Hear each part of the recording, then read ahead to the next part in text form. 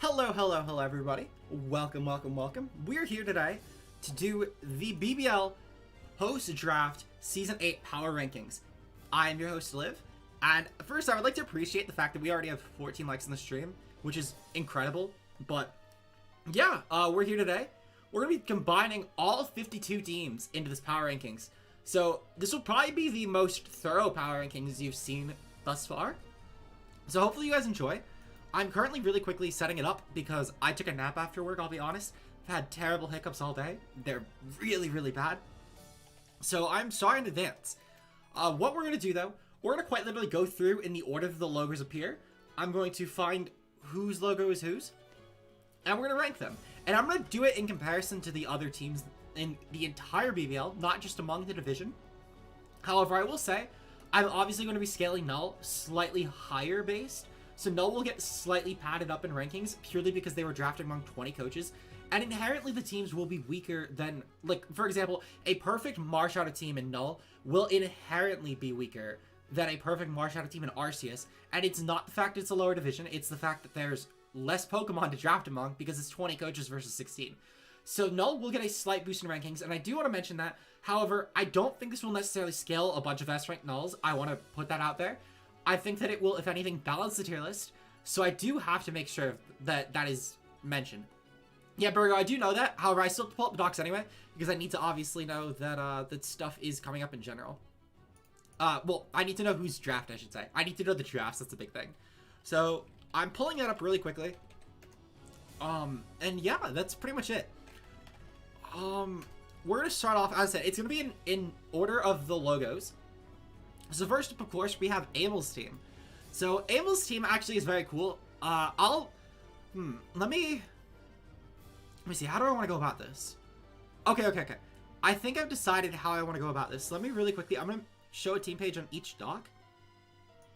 And what I'm going to do, I'm going to scale a crop really quickly. Because I can, what I can do, I can just, yeah, here's what I'm going to do.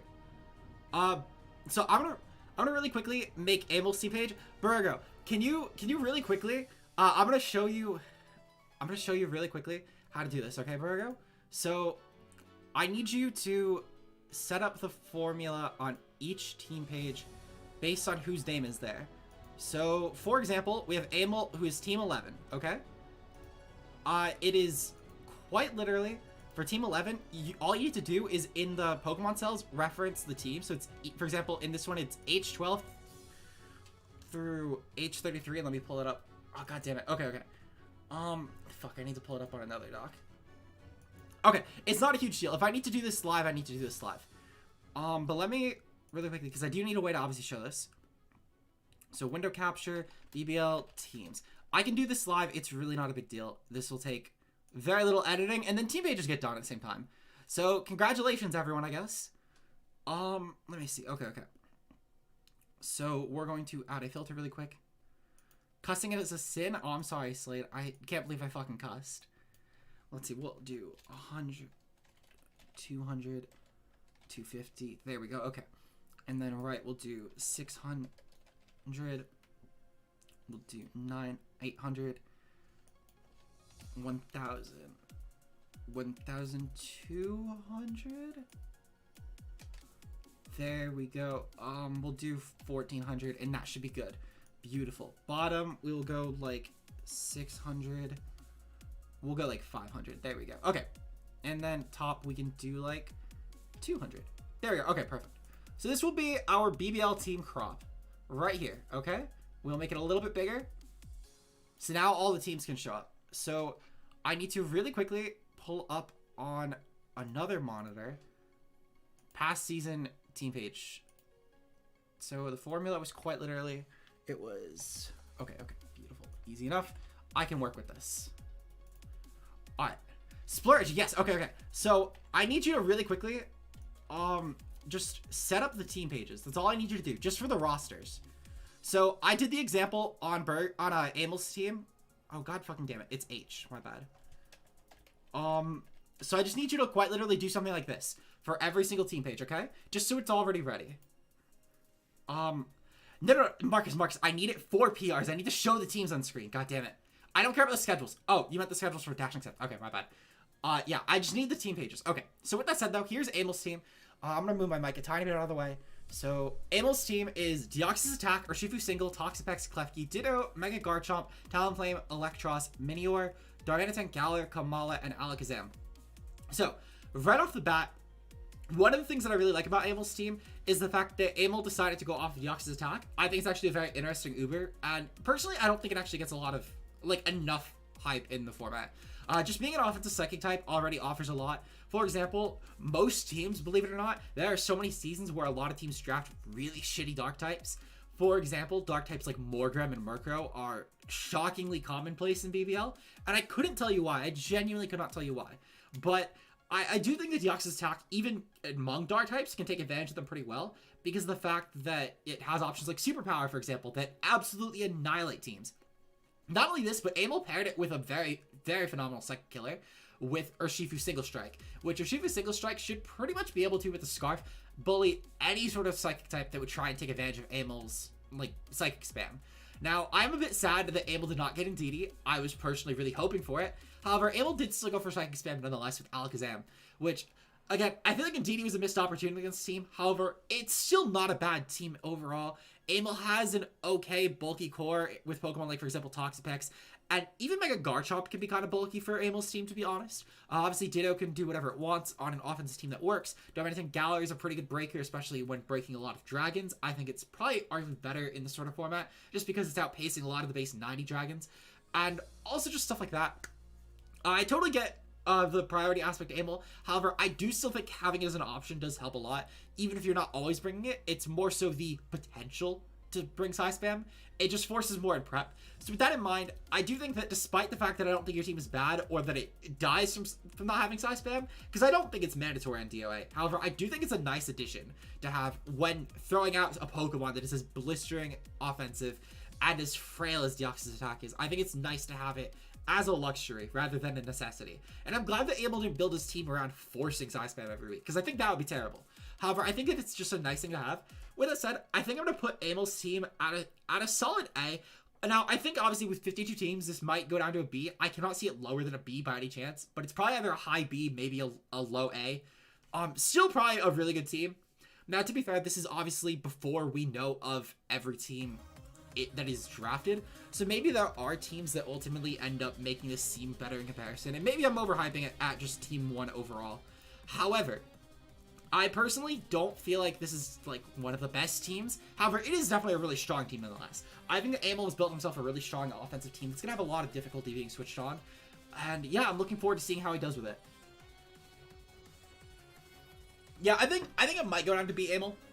Obviously, we're very early in. I've barely looked at the teams at all because I wanted to give it as blind of a reaction as possible. However, I'm not going to act like I don't know the teams. I helped a few people draft. I also, obviously, updated the docs, but I want to try and go in as blind as possible, knowing the synergy of teams.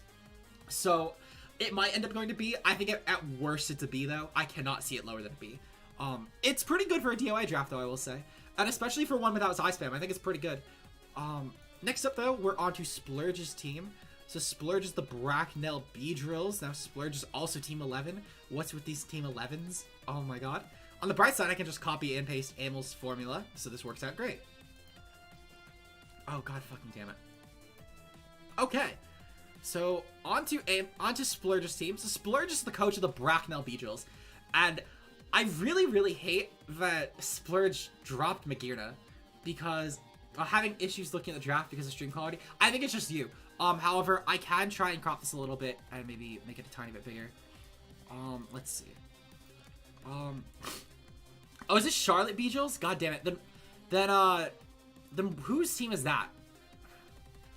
Whose team is the Charlotte Beedrills? Give me 1 second. I am going to try and crop it a little bit to make it a bit bigger. It's going to ultimately be a bit hard to make this perfect just because it is still, like, cropping off of such a small amount of space. And there's only so many ways to make this really work with such a small amount of text. So bear with me, guys. Oh, yeah, it's so low quality. Okay, well, we'll make it work. We'll make it work.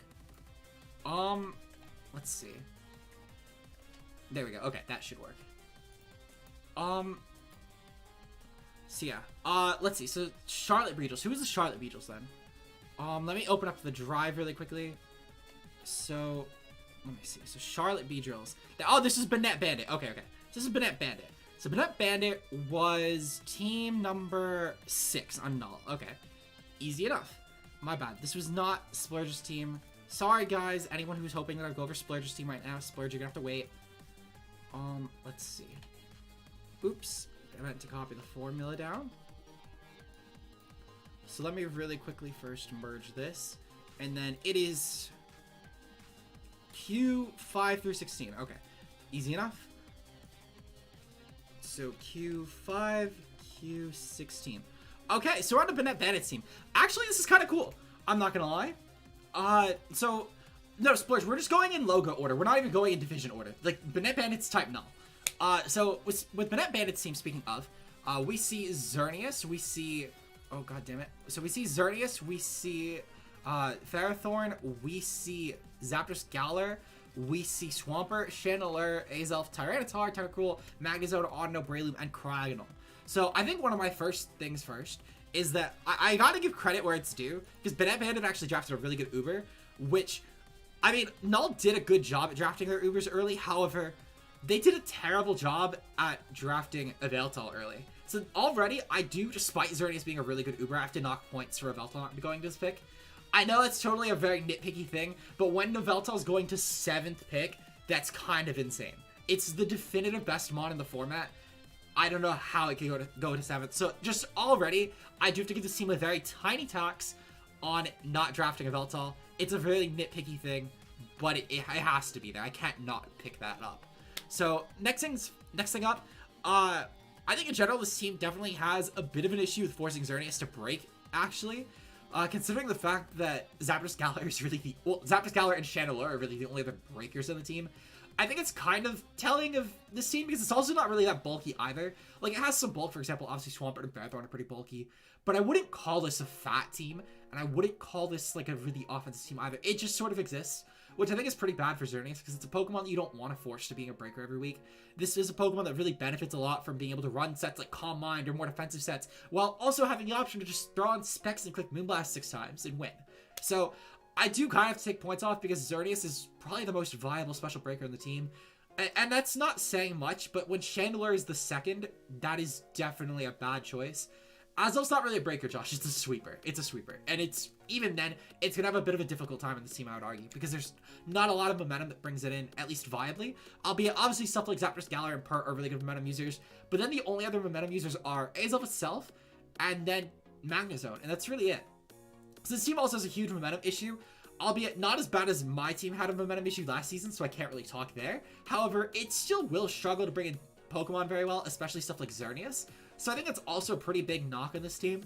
I think they definitely didn't take advantage of that well enough. However, I do like the fact that they drafted a lot of good hazard support. Things like, for example, Ferrothorn and Swampert are phenomenal hazard users, same as Azelf and Titar.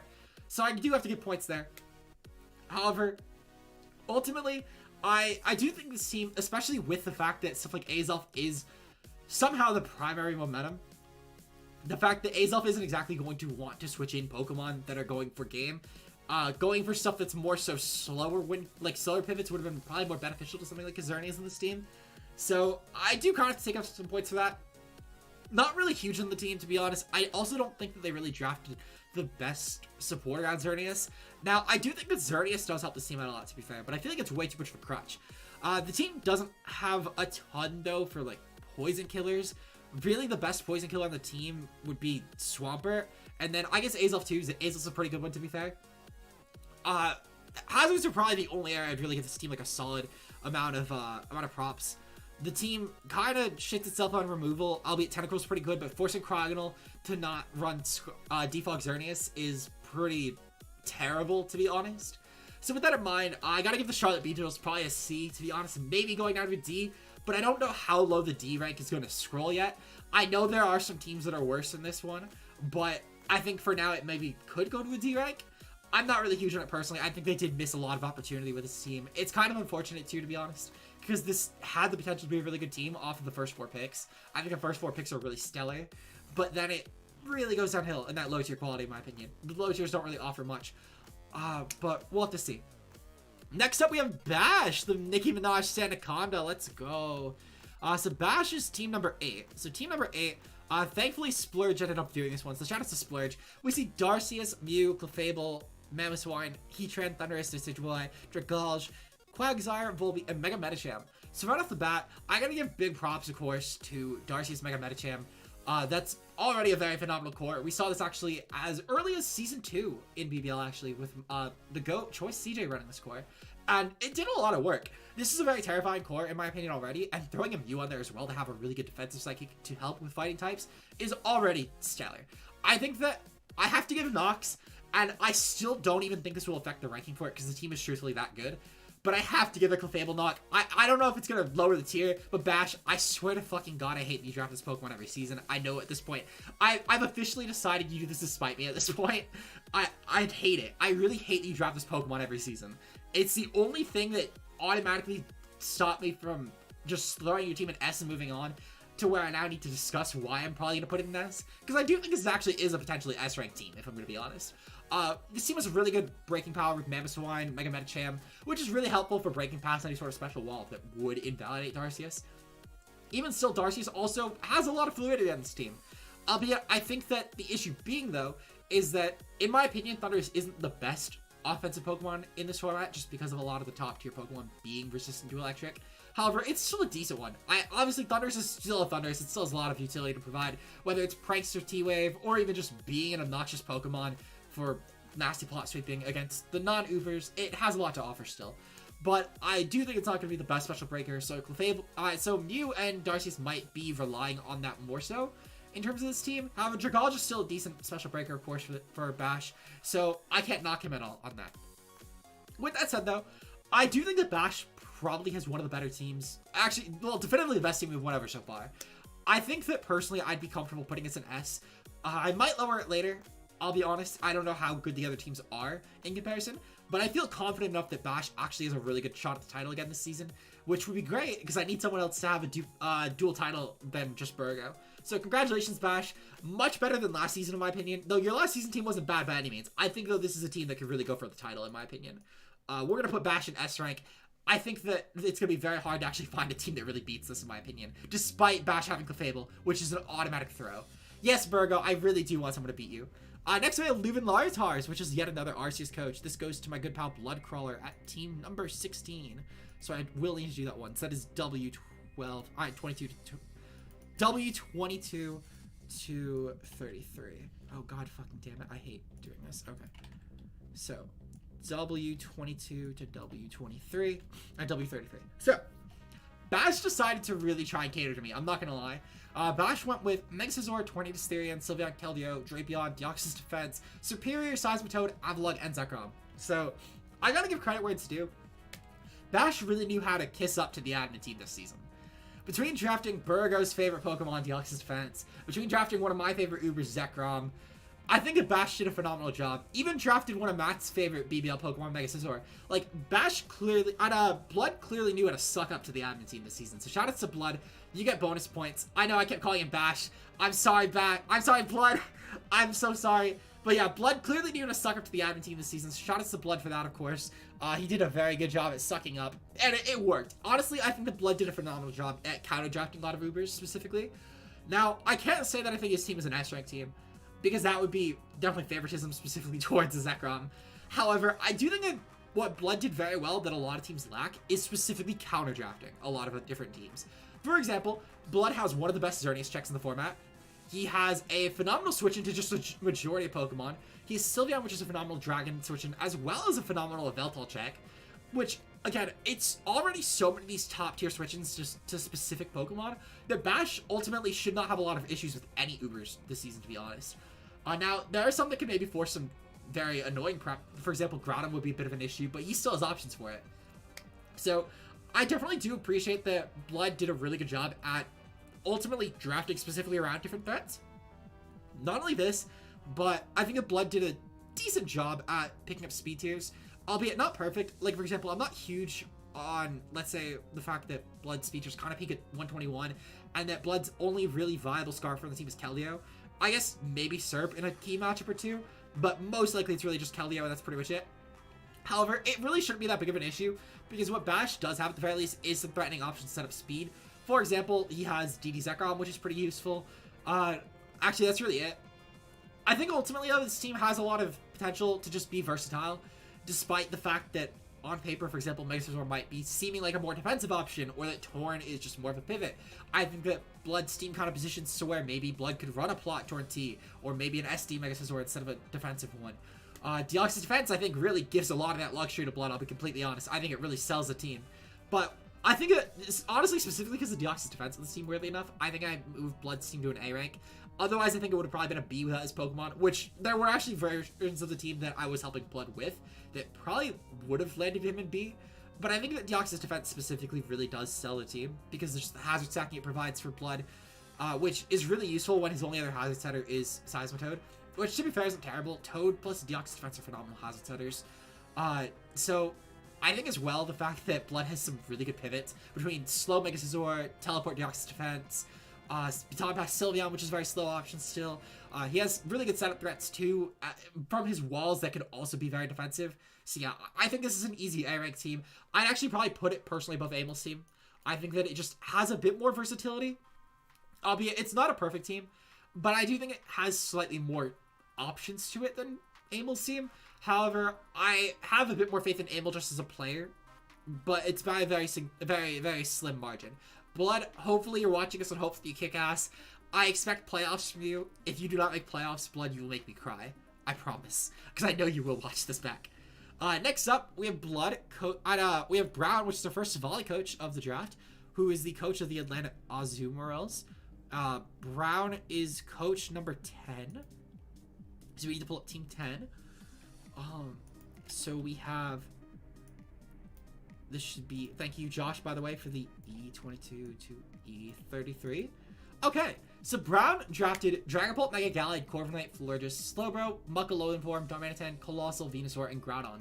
So, right off the bat, one of the things I love about Brown's team is that he decided to copy former BBL champion Burrigoat. Let's go! Shoutouts to Brown learning how to copy good team archetypes. So with that said, in all seriousness though, Brown did a phenomenal job at drafting, in my opinion, this season. His season 7 draft wasn't terrible. However, it wasn't exactly standout, in my opinion.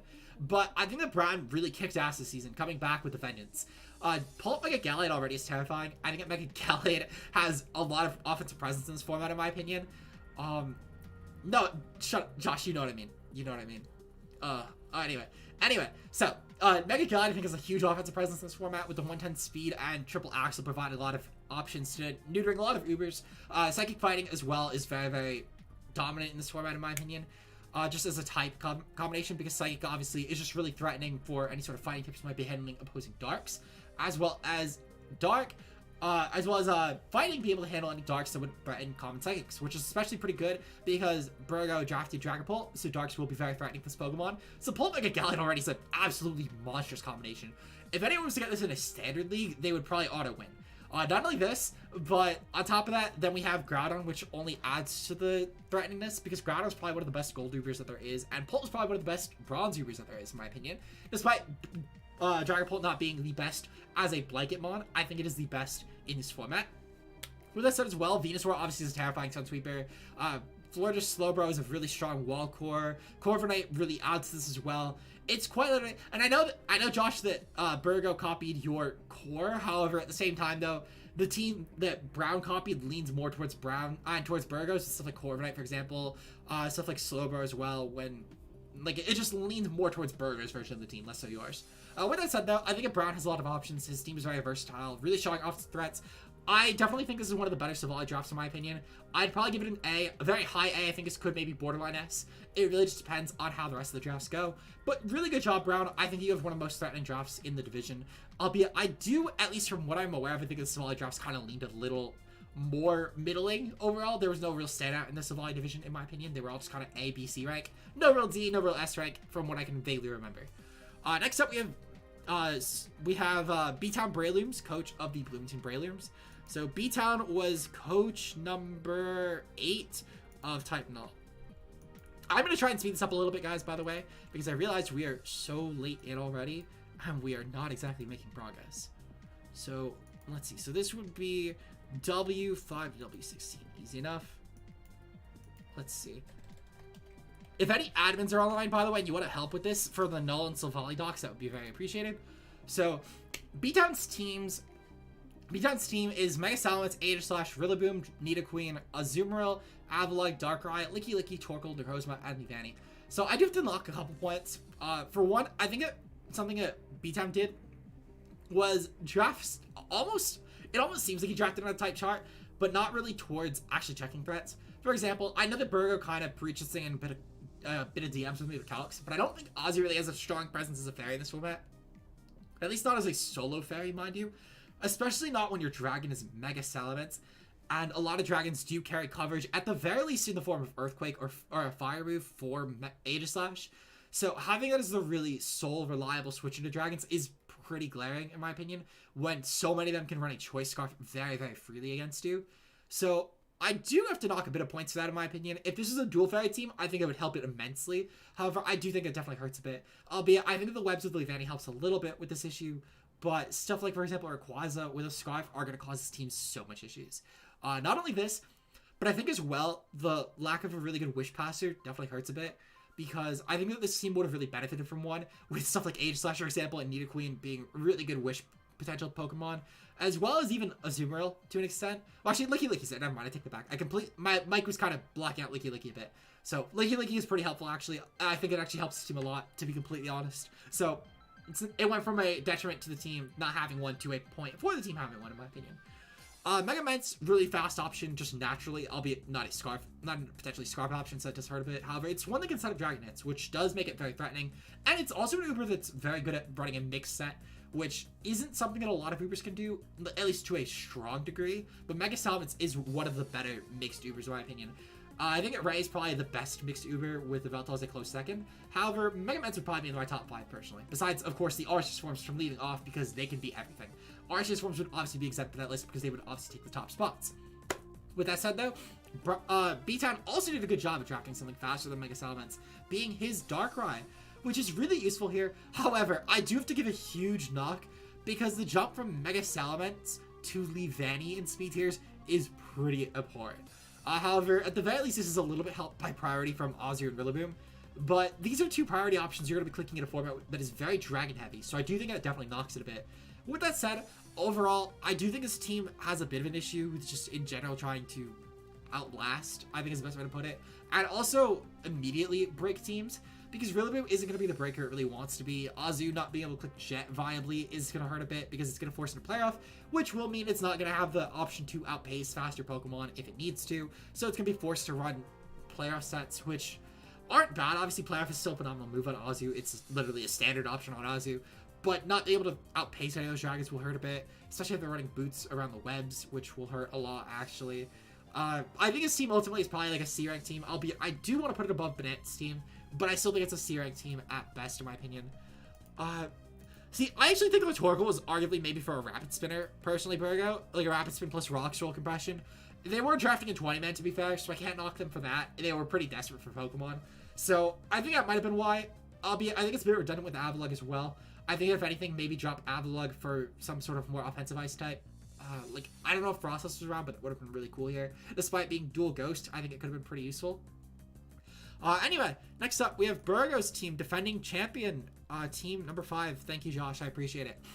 So, Burgo's team has Mega Lucario, Tapu Fini, Gliscor, Ferrothorns, Regular Salamence, Spectrier, Slowbro, Galar, Heliolisk, Zoroark, Feraligatr, Dottler, and Thwackey. So, right off the bat, I do have to give Burgo a lot of props, because Burgo is doing what so many BBL people have tried to do all of this generation, and draft Mega Lucario, Spectrier. Now, hopefully Burgo will do a better job than I did with it. The fact that he already drafted it means he did a better job than Brown did with it. Sorry, Brown had to bring it up that you got sniped. But with that said, though, I do think that Burgo's team has something that I think I really missed from my team, and that is at least more momentum than I had, albeit it's still not great. I think that the best thing that I learned from my team last season is having a slow pivot is so fucking useful for Mega Lucario. And the slowest pivot that Burgo has is fucking Thwackey. So I do have to take off points for that. From experience, I know for a fact that it's going to hurt a lot with Mega Lucario. Not only that, but the hazard options in this team are pretty much Ferrothorn, Gliscor. I will say, though, Ferrothorn, Gliscor, if you're going to go with 2 options, are really as good as you can get. So, I guess it's not a huge detriment. On top of this as well, Burgo's default options are pretty much Gliscor, Finny, Salamence. That's really it.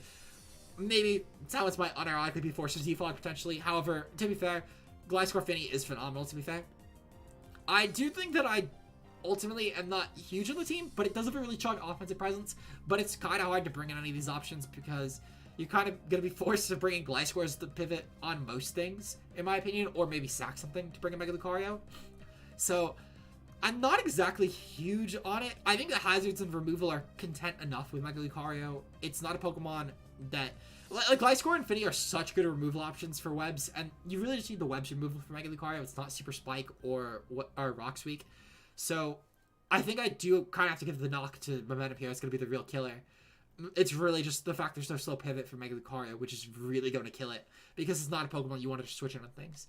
So with that said, I'm going to give Burgo's team a solid B. I think its offensive presence alone kind of carries it enough. Stuff like Gator is really low-key DD option, especially with the fact that it has Sheer Force Ice Punch. On top of stuff like Spectrier, Zor can bluff stuff really well. Helios is a pretty threatening option with a nice speed tier too.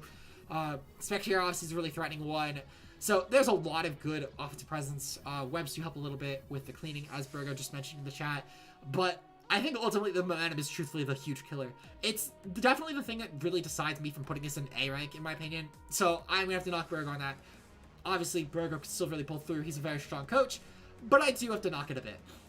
With that said, we're going to go into Christian Deputy, coach number 14. Thank you, Josh. I appreciate it.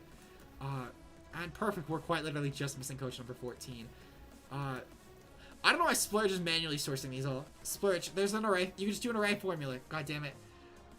Thank you for the information on the cells, though, Josh. I appreciate it. Anyway, so we have Christian Deputy to team up next, which is Greninja, Mega Scizor, Gliscor, Latios, Sylveon, Tentacruel, Tyranitar, Breloom, Dialga, and Electrode. So, I do have to give props to Christian being one of the few teams to actually dare to draft the dual Silver Core. I think they're actually pretty threatening in my opinion, but no one really wants to have that conversation. I think as well having a fairy that and a steel that actually resists fairy is really useful here with Dialga.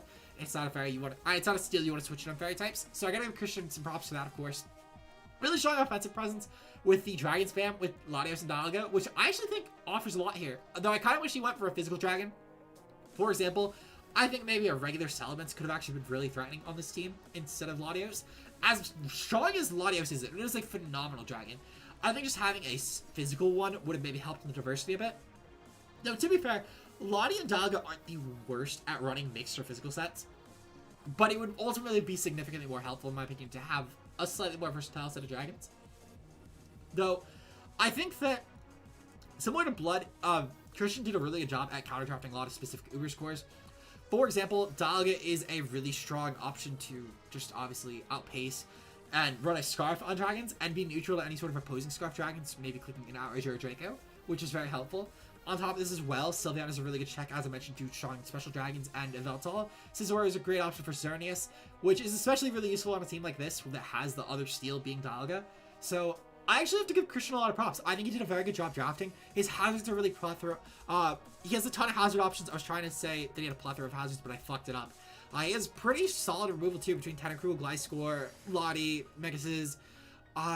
The Cleric isn't really great because Sylveon is probably going to have a bit of moveset issues trying to keep momentum on this team, as well as running Wish and then running Hyper Voice, and then I have choosing Protector Heal Bell. So maybe a secondary Heal Bell user, even if it was a weaker one, could have been useful. Though it's really not a huge issue because stuff like Mega Scizor and Dialga aren't exactly too susceptible to status, especially not Dialga. It really doesn't care about much status, if any. So I actually have to give this team a lot of props. I don't think it's an S-rank team, however, I do think it's one of the better teams we went over so far. I'd probably personally rank it above Bloods.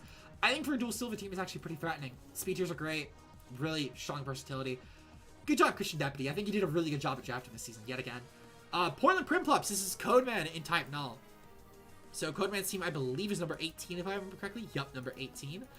Beautiful. So Codeman's team for the cells should be W22. Okay, beautiful. Easy enough. I'm just going to copy and paste this from team number 16 here. Beautiful. Okay. So, on to Codeman's team.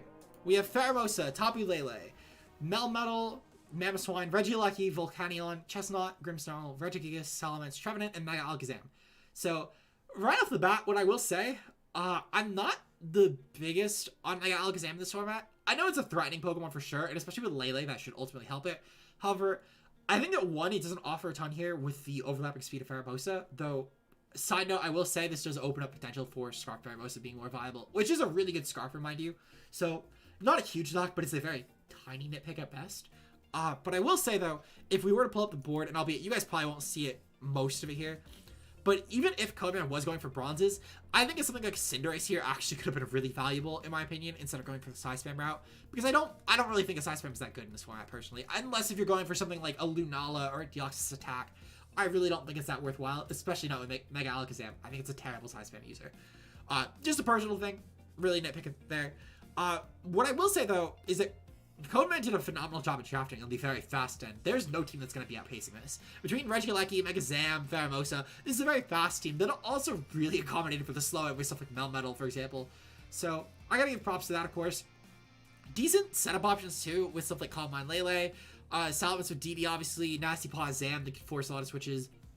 So I do gotta give some acknowledgement there. However, for such an offensive team, and I get the Bootster thing this gen, and I really do, but you need to force boots. And with Chestnut and Mamoswine as your only hazard setters, that is pretty terrible. I get this is a 20-man draft, but there are so many good suicide hazard options. Stuff like Golem Forms, Archaeos, that are sitting there. And I'm sure that at least one of those mods I mentioned alone, let alone, I'm sure there are several others that are just around in the tier. So I think that already, that is a huge issue for such an offensive team, that at the very least you're going to outforce Boots or Defog. Because those are passive turns that allow for switches by forcing your opponent to click Defog. Or it's an item already that's not going to a Life Orb or a Scarf to revenge your team that is now going to Boots, that your team is really not forcing.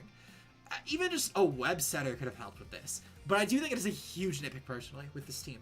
Not only this, but I do think as well that the team definitely seems to just, I don't know, I feel like there's definitely something missing. The team actually feels very ground weak, I will say. Trevenant and Ments are not going to cut it, especially in a format with multiple Zygarde forms allowed, and where multiple Zygarde forms did go. Especially with Lele being the fairy of choice here, not exactly a great Dragon switch into potential back up on Zygarde, I guess, to maybe try and coax it into arrows and then switch into Ments, or maybe have Ments try and bait Dragon attacks to then switch into Lele, because Lele isn't going to want to switch into Zygarde either, because it's just going to click arrows. Though Lele is a good option to revenge it offensively, I will say. It's not one that's going to want to switch in hard on an arrow, especially from like a Bandit Zygarde. So I do have to give this team a bit of knock there. I get it's 20-man, but I think it has at the very least could have been accommodated for more, as well as maybe a better ground switching. Though that one's a little less, because again, Trevenant isn't horrendous, though it's not a good one. And Salamence is the secondary ground switching, isn't really going to cut it either. Offensively speaking, this is very good, but similar to other teams, the momentum is it's actually really bad to bring in stuff. Faramosa is not going to be switching into your faster Pokemon like Zam, for example. Neither is Regieleki of all things, especially when that is going to be forced out a lot.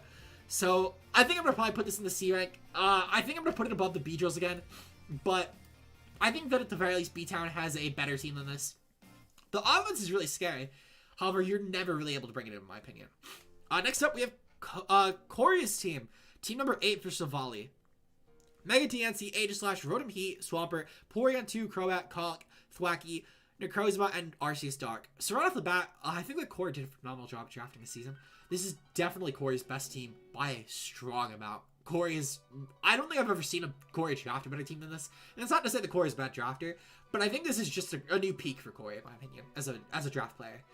With Arceus Dark being a very fast option for Corey, albeit not one that gets Scarf. And I will say that, to be fair, that with Mega DNC and Arceus Dark both being the two options over 100, that is definitely a knock on this team, I will say, because the fastest Pokemon that could potentially run a Scarf in this team, besides, of course, Crobat, but Crobat's not really a good Scarfer, would quite literally be Rotom Heat, which is definitely a bit painful. Not only this, but I feel like the team definitely has a bit of an issue with momentum, albeit it's not as bad as the other teams that I've mentioned that. Rotom Heat is a solid pivot, same as Swampert, they're both solid options, but when, actually, never mind, I take that back. I forgot about P2 Teleport. Team's momentum is actually not bad, I will say. Really strong breakers with Conk, for example.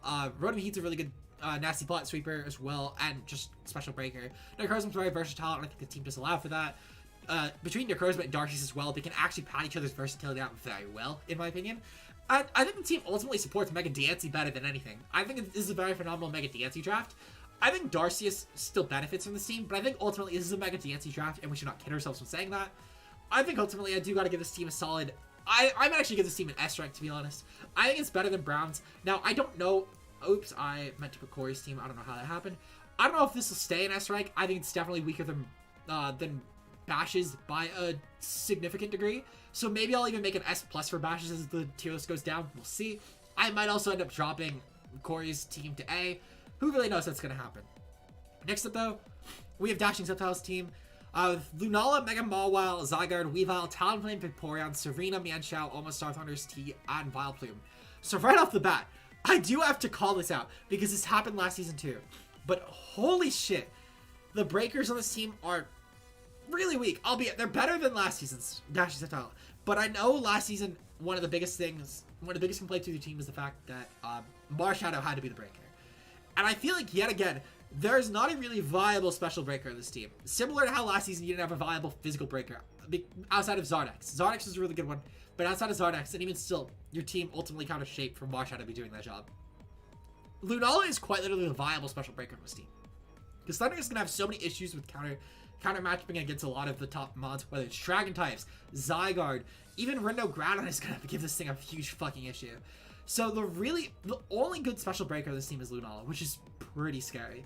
When trying to position other Pokemon on this team for potentially to do well, stuff like Mega Mawile, which is also really slow, and the fact that this is the only real Dragon switch in on the entire team, that is a huge issue in a Dragon heavy format. No. There is not a viable special breaker in an Uber's format, Dashing Subtile. Do not get it twisted. Look at how many Dragons went. Look at Zygarde obviously existing. That is not a viable special breaker for this format. You are kidding yourself saying that. With this in mind, though, I think as well having Mawile as the only Dragon switching is terrible in this format. With how many Dragons there are in this format, stuff like Rayquazas, stuff like Zekroms, stuff like Zygardes, that is a terrible thing to have. Because Mawile is still going to struggle to switch on these Pokemon. I think the offense is, like, the top 3 Pokemon are terrifying as they are. They're astronomically terrifying Pokemon. They're going to give teams a huge issue.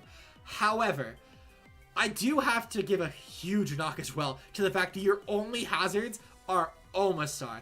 That is so fucking terrible, Dashing Subtile.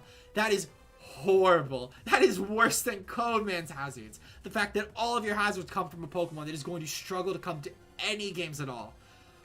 Oh my god. Oh, that's so terrible. Thank you, Josh. I appreciate it. And also, I appreciate the acknowledgement, Alex. I appreciate it.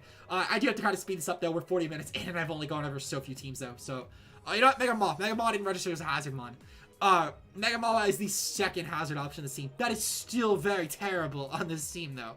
The fact that Mega Mawile is going to be forced for a viably coming rock option.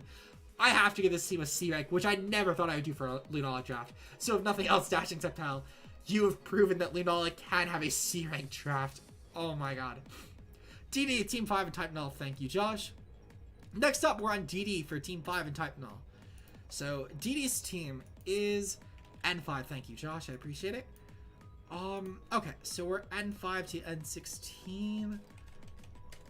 N16. Okay. So, Marshadow, Corviknight, Kyurem, Nihilego, Seismitoad, Incineroar, Gardevoir, Estelgor, Thundurus, Tangela, and Diggersby. So, similarly to having, of course, the Thundurus, to the Thundurus, I actually have Bash's draft. I think it offers a bit to Marshadow with the Thundurus support with Prankster.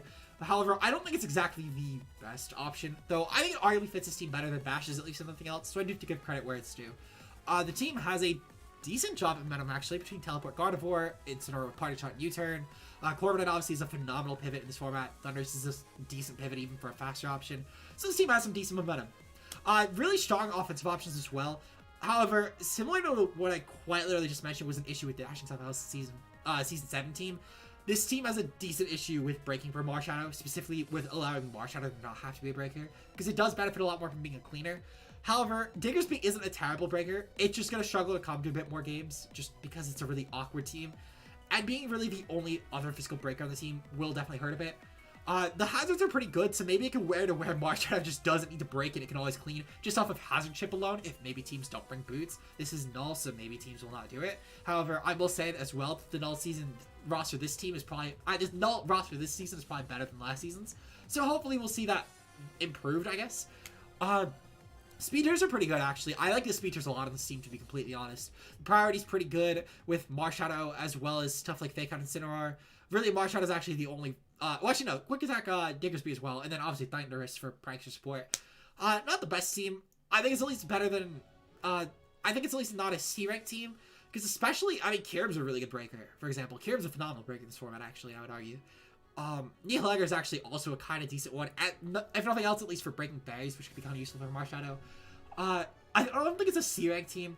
Especially not proportional at all. However, I do think it's lower than Burgers and B rank, so I'm actually going to put this in B. Maybe we'll have to divide these up a bit, because I think maybe B-Towns and this DD team could maybe go in the same tier, just despite being differently ranked. Next up, though, we have Derp's team, which is another Type Null coach. Derp is coach number 13 in Type Null. So Derp is age 22 to 33, easy enough. Okay. So, with Derp's roster this season, Derp decided to draft... Okay, so Derp has Arceus Electric, Torrentee, Dragapult, Klefki, Mega Medicham, Blastoise, Piloswine, Weezing Galar, Obstagoon, Whimsicott, Magmortar, and Vullaby. So, right off the bat, I like Arceus Electric. It actually went a lot this season. I think it's a pretty good Arceus form, in my opinion. Especially with Dragapult, I think that Dragapult Arceus Electric actually could force some pretty strong offensive coverage. With, for example, Arceus Electric just being a really good special breaker, maybe Dragapult could be a more physically offensive option, which could be pretty good. However, both can lean... Actually, I take that back. Arceus Electric is not a physical Arceus. It is anything but a physical Arceus, actually, I would argue. However, what I will say is that Mega Medicham is a really good physical breaker to allow Dragapult to clean, whether physically or specially, which is very helpful. Not only this, but I think the team did a good job at positioning to where, whether it's Arceus going for Calm Mind wins, or Pult going for Specs wins, or even just Plot Torrentee, they have a lot of special options where there's not really a breaker, but there are a lot of options that can at least become niche breakers in the team, which is better than the other teams that lack special breakers. Mega Medicham, though, is a phenomenal breaker. Blastoise, I don't really value a lot in this format. It's not really bulky enough to take hits from anything viable. And on top of that, it's not really going to be strong enough to actually break teams to Shell Smash either. You really need the Mega Blastoise to Shell Smash break in this sort of lineage. So, that's a bit off. However, I will say it's not bad for a removal option in this team to maybe take some pressure off of Torrentee to get more offensive options. So I gotta give Derp credit where there's due. I think that Whimsicott is actually pretty viable in this team as well, just being a nice prankster option for Derp. Also, it's just a cool option with Meadow to maybe enable something like a Calm Mind Arceus win con. So I think it's pretty cool. The momentum, the speed tiers are pretty good, albeit the gap between Mega Medi and Whimsicott is a little bit glaring, but in 20 coaches, it's a little... I mean, that's not the biggest deal in the world. It's still pretty close to being perfect. The Dark being Obstagoon, I personally really hate that, especially with Pull, actually. Having your only Ghost Vision really being Obstagoon in this... Actually, no, there's Vullaby. Actually, that's pretty good. Having Vullaby as a secondary Dark actually helps us a lot, in my opinion. Ultimately, I think I'm actually going to give Derp in A ranking. I'm going to probably put him above Christian, below Brown. I like Brown's team a lot. I think that it's not as strong as Azumarill. The Atlanta Azumarill. I think Brown did a standout job drafting, and maybe I'll even need to bump him up to S rank potentially. I was very indifferent on that anyway. However, Derp's team I think is definitely at least better than Christian's and Blood's for sure. So great job, Derp. You did a phenomenal job. Next up we have Destiny and Savali. Also team number 5. Thank you, Josh. I appreciate this. This is very, very, very helpful actually. Oh wait, no. Team 7. My bad. I saw T5 and was like, oh wait. Okay. So anyway. So we have Destiny's team with Mewtwo, Tapu Koko, Torrentee, Mega Garchomp. We have Suicune, we have Tangrowth, we have Gengar, Silvally, Entei, and oops, I fucked that up. Entei and Hitmonchan. So right off the bat, I have to call something out really bad here. Destiny, why are your Fairy Killers Koko and then Hitmonchan? I know your Fairy Killers, your Dark Killers, Koko and then Hitmonchan. When Hitmonchan is your second best one when you have a Mewtwo. That is already a crime against humanity. I really hate this a lot. And not only this, but the only rocker on this entire team is Mega Garchomp. Come on, you weren't in null. You had more options than just one rocker. Don't lie, Destiny. You had more options. So like, I mean, yeah, but that's gonna be at my next point though, Josh. This team has a huge issue with forcing Silvally to really kind of be very predictable, I would argue. Because you're gonna force it, for example, to be a Dark Killer for Mewtwo, Or, honestly, as well on this team, you might even be forcing it to be a ground killer. And I know it's really weird with Suicune Tangrowth. However, Tangrowth definitely has a lot of issues in this format, being such a physically defensive option when most of the higher tier Pokemon are such special behemoths. Suicune has a little bit of points back, to be fair. It's a really good mixed wall. However, Suicune also is probably the only really good special wall on this team for a team that honestly seems rather bulky, if anything. I wouldn't call us a really good offensive team. I'd call us more of a bulky team, maybe even a balanced build. And when Suicune is really the only special wall on the team, that kind of sucks.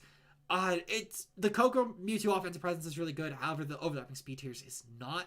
I think ultimately this could have actually been a pretty cool Mega Mewtwo team. However, sadly both were taken, so I'm not gonna knock points on the potential there because it just was flat out not available.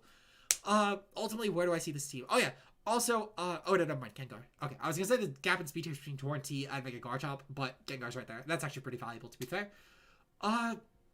Oh, you know what? Yeah, Gengar as well is going to really need that Dark Killer. So only more points off for the Hitmonchan pick, in my opinion. For 5 points, there were definitely better options. I don't really care if this is a removal option.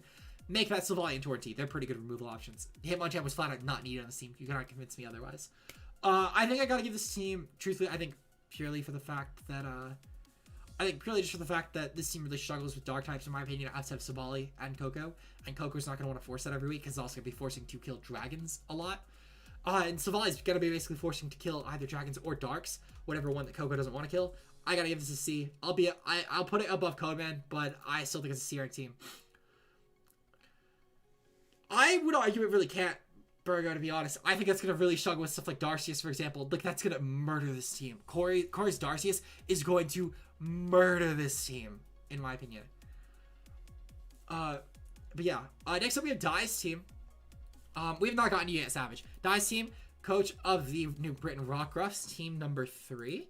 So for Dai's team, we see Marshadow, Latios, Melmetal, Crocodile, Suicune, Aromatisse, Nihilego, Mega Pidgeot, Zergatry, Tangela, Wobbuffet, and Regice.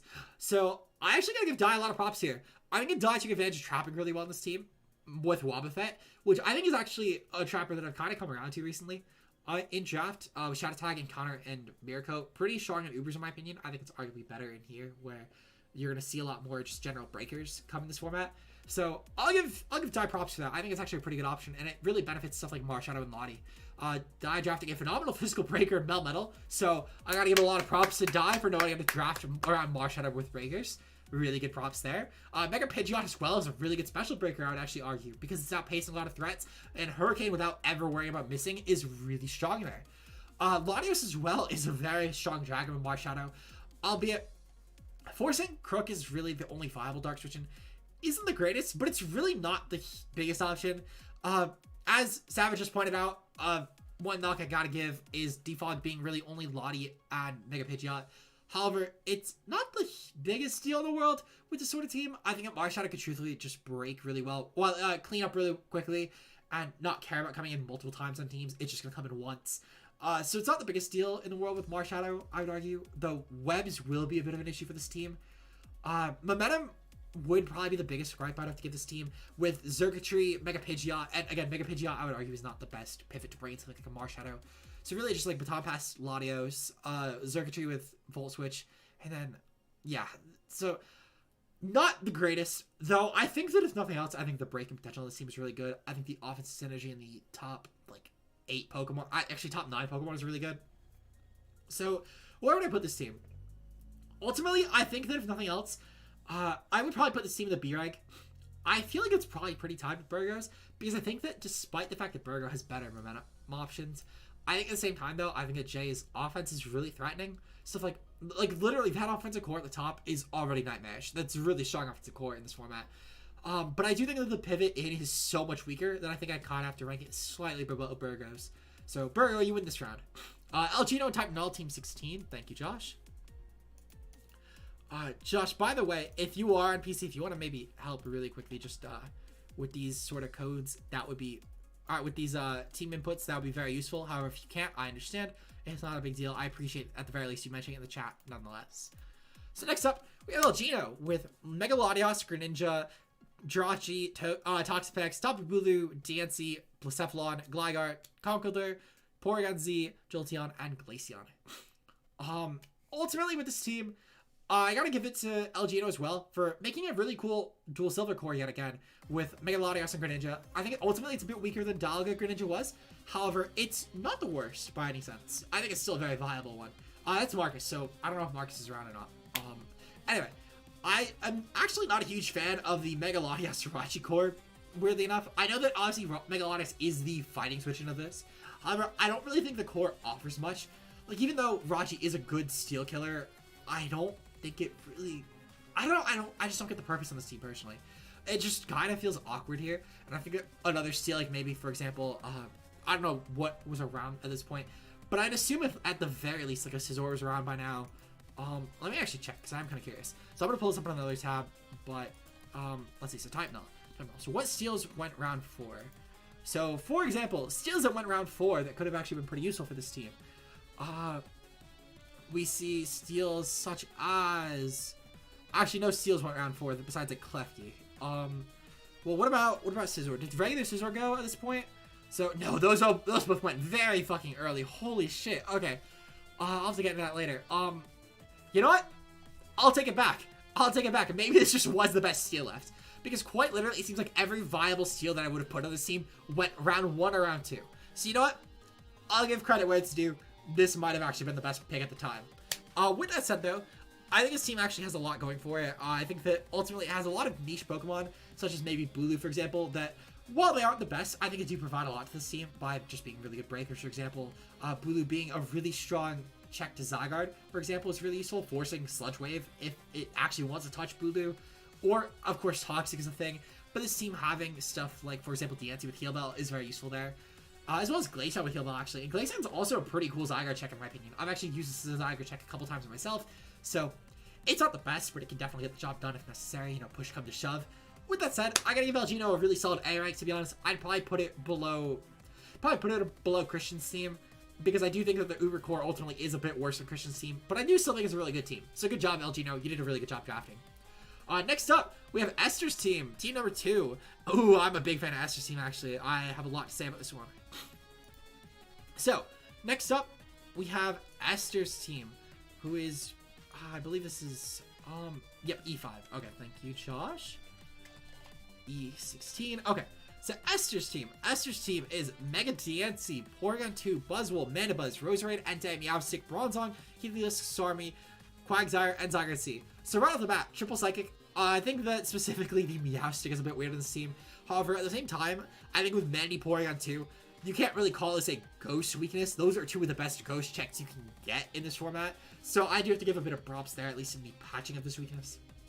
Zygarde C last round, I gotta shame Null a lot for this one, I'll be completely honest. This one should have went round 1, especially in a 20 coach draft. Couldn't tell you how this made it to Esther. I realize that there are coaches who didn't pick their Ubers right away. For example, I know that Stanny was going for Lunala and had already clinched that as well, and Esther and Stanny both kind of conversed what Ubers they were getting to co-wait for this pick. So I'm not going to knock Stanny for this one, because Lunala is also a very terrifying Uber. However, I got to knock a lot of the coaches for it, specifically the ones who picked cores that were more niche. So there will be a null tax coming for certain cores. You can bet your ass some coaches have already faced it. For example, El Gino's team probably would have been higher if not for the null tax. I'm waiting for this one out.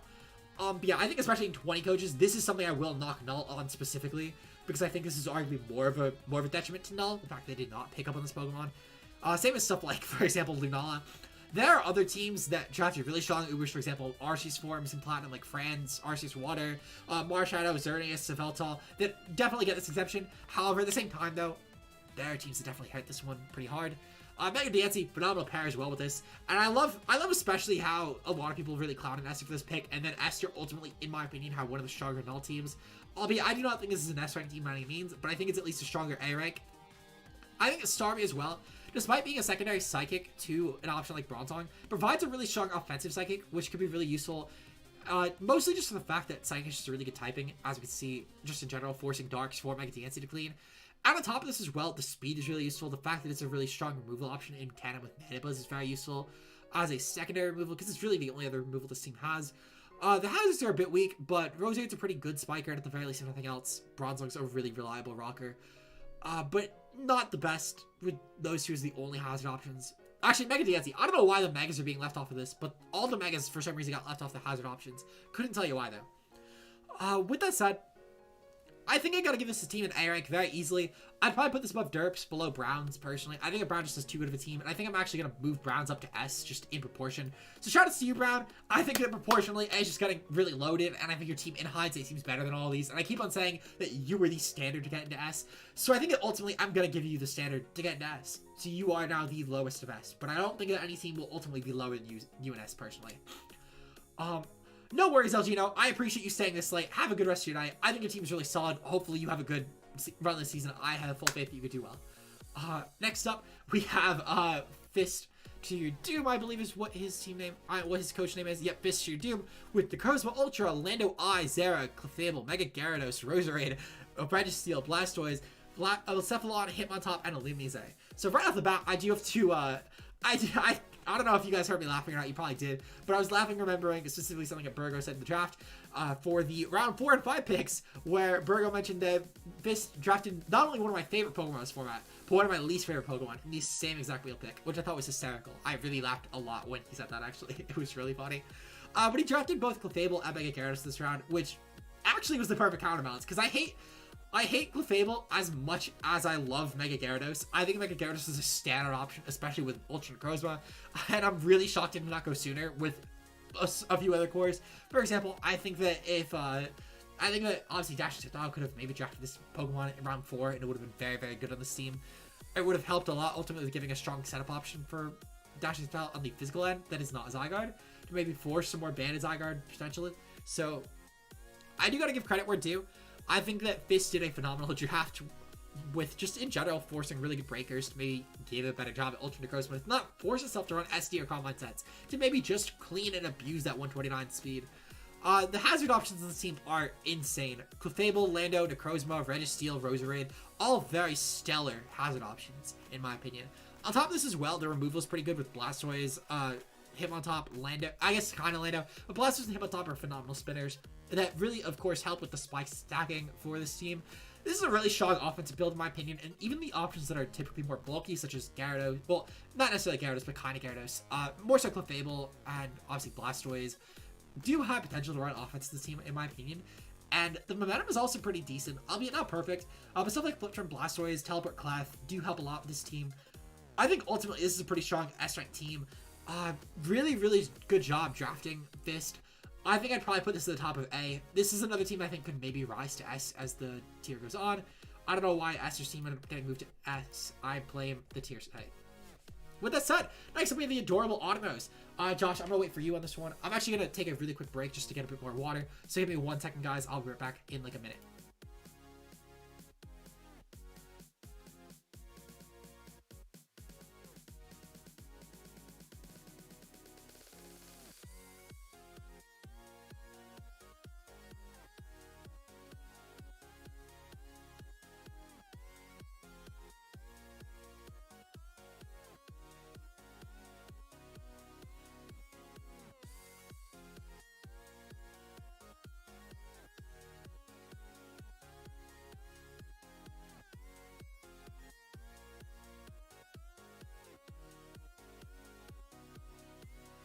Okay, I'm back. I was quite literally back for a minute. Fran, I want you to know, I specifically waited until there was someone who I knew was in the stream. And I very well knew you were lurking in the stream, Fran, I'll be honest. So I specifically waited for this moment. Just to do the quick, like, minute break. It was literally only a minute break. But I knew for a fact that this was gonna come up. So, yeah. Thank you, Fran, for being a good sport about it. I appreciate it. With that said, though, let's get into Fran's team. So Fran, honestly, in my opinion, has one of the stronger teams in this division. I don't know who Minnesota Twin Needles are. Oh, it's Lucan. Okay. Easy enough. Team 3. Okay. Let me see. So this should be. Let me just copy this from here. Oh, god damn it! Right, Splurge and source stuff. God damn it. Okay. It is. Oh, right, Josh said it. H5. Thank you, Josh. Let me see. So I'm gonna copy it from like right here. And I'm just gonna adjust to H. Okay. Sorry for the live editing yet again, guys. But Fran is a really cool team. Honestly, I think that Fran did it. No, fine. I'll read it, Virgo. Fine. You know what? I'll read it only because we have so many fucking likes on the stream right now, Virgo, and I really appreciate that. That ultimately you did help a lot towards these. Like if I was to pull up the stream right now in another tab. We currently have what the fuck? We have 25 likes on the stream. Okay, I didn't think it was that much when I said we had a lot of likes. But anyway, just for you, Virgo, because we hit 25 likes, I will read it. So the full team name for Fist Tier Team's team, by the way, was the Cult of the Mighty Rootin' Tootin' Seal Bash Militia Bros and their evil twins, starring Mega Regimetallic's proud member of the Plant Gang and the happily watered in jazzy tears who is currently being held up in this Sklock while his dad drives his brother to safety, and Sonic the Greninja's Green Hill Zone home, and Armaldo yeets his son Igglybuff to meet them there to save him from Kabutops, who is snipping the manly bits off of everyone in PGP against their will, while his good pal Rufflet tells J-Caps to Cope, Cry, and LARP in the on Sandstorm. Are you happy? Are you happy? Again, I only did it because I knew for a fact it would hold up Fran a bit. I'm so sorry, Fran. But anyway, now that has been said, let's get into Fran's team finally. So Fran's team is Arceus Water, Mega Mawile, Zapdos, Latias, Nidoking, Miltank, Slurpuff, Scrafty, Fortress, Darmanitan, Cofagrigus, and Thwackey. So, with that said, first things first, I do want to give props to Fran, because Fran did something that I did not think was actually going to happen this season and draft Arceus Water. And it's not the fact that I think it's a really bad Uber. I think it's actually a phenomenal one. It just, honestly, I thought it was going to get overlooked for Dark because it matches up really well against particular counter team matchups, and Poison because it can get Toxic. So I'm really glad that Fran actually drafted this, because I do think it's a really powerful Arceus. Not only this, but I think that Fran did a phenomenal job with drafting good speed tiers this time around. Really strong hazards, so Fran clearly learned all of his issues from last season, being, to a small extent, the speed tiers, albeit his speed tiers last season were pretty decent, just could have maybe been worked out a little bit more to benefit offensive speed tiers versus, like, just general ones. Obviously, hazards were a decent issue with Fran's team. I didn't like the viable hazard options of Fran's team, and I know I made that a bit apparent to him on a couple occasions, but it was a bit hard to change just with what was left. But Fran did a really good job at drafting on hazards this time around. Not only that, but the removal is really good. The versatility on Fran's team is really strong. And I think that Fran did a really good job at drafting on Arceus Water. Has some really good defensive synergy with stuff like Latios and Zapdos. Latios and Zapdos that are really reliant on having an Ice Switching. Or I guess not reliant, but they benefit from one. And Arceus Water is a phenomenal Ice Switching. Not only this, but Arceus Water is a phenomenal ground and fire killer for Mega Mawile. The web support is really valuable for stuff like Lottie, Arceus even, Nidoking. So I think that already this is a really good webs team too, which I think that we miss a lot of in BBL. BBL has the potential for so many strong webs teams, and I think that there are so many people who really don't even try and take advantage of that, which is really weird, but I think that Fran did a phenomenal job at showing how deadly, on paper at least, webs can be in this format, in my opinion. Decent-ish priority with Mega Mawile and Thwackey, albeit this team didn't really need it, in my opinion. Between the strong webs options and the strong Scarfer options, I'm kind of shocked that Fran managed to get this team in Null. I think that if this was in Savali, I'd probably give it a high rank, but I think specifically because this is a Null draft, I think I actually have to give this an S rank. I'll be completely honest. As I said, I think it's specifically because of the fact this is a 20-man draft, as Fran mentioned. I don't know how this happened to 20 coaches, I'll be completely honest. But I have to give Fran a lot of props. He made it work really well. Really good job, Fran. I gotta give you a lot of props for it to do. You really killed it with this team. And I think this is the genuine championship team right here. Not necessarily the definitive one, but I think there's one that could be. I do think the team overall, I think Brown is a slightly more threatening team in terms of the fact that your team is a little bit reliant on webs to be astronomically scary. Like, your team is S rank, I think, specifically because I think webs really make it that much more threatening. Albeit, it's not mandatory for webs, but I think without webs, it's kind of like a high A. So I think Brown's team overall just kind of sits at an S rank. So I will put you slightly above Brown. However, you still have a very top tier team, in my opinion, especially for the division. I think it's going to be very hard for Null to follow this up, in my opinion. With that said, though, we have Hahados up next. And as I said, it's kind of a tough team to follow up. So I am sorry for that, Hahados. Sorry to throw you in right after this. But we have team number 4 with Xerneas, Zygarde, Infernape, Corviknight, Azelf, Miltank, Mega Gyarados, Amoonguss, Selgor, Toxtricity, and Golem. With that said, I actually do think that Hahados followed this up pretty well. Hahados did a phenomenal job at drafting down Xerneas, in my opinion, with, for one, a very strong Scarfer that can really threaten Steel types with Infernape, as well as a really good Steel Killer in Zygarde. Corviknight, just a really good Steel Wall, as well as a good Poison immunity that can take advantage of them, and go for stuff like Iron Defense or Bulk Up sets to take advantage, or even just pivot into other options like Zygarde. So, in terms of Xerneas synergy, I think that Hahados did a phenomenal job, actually. I'm not gonna lie. I think this is a pretty strong offensive team. Azelf actually offers a lot to this team, in my opinion, as a really strong poison killer for Xerneas, as well as just a really good hazard option, a really strong plot option. Ultimately, this is a really cool team. Really strong diversity in terms of Dragon Dancers, as well as potential Bandit or Scarf options. Albeit, I don't think it's definitely like an S-rank team. Welcome, Stop Motions. Sorry, I'm probably not going to respond to a lot of chat messages. I have 52 teams to rank in this, so it's very, very long sort of power rankings. I've already been here for an hour 12, so sorry if I don't respond to everything, but just had to mention.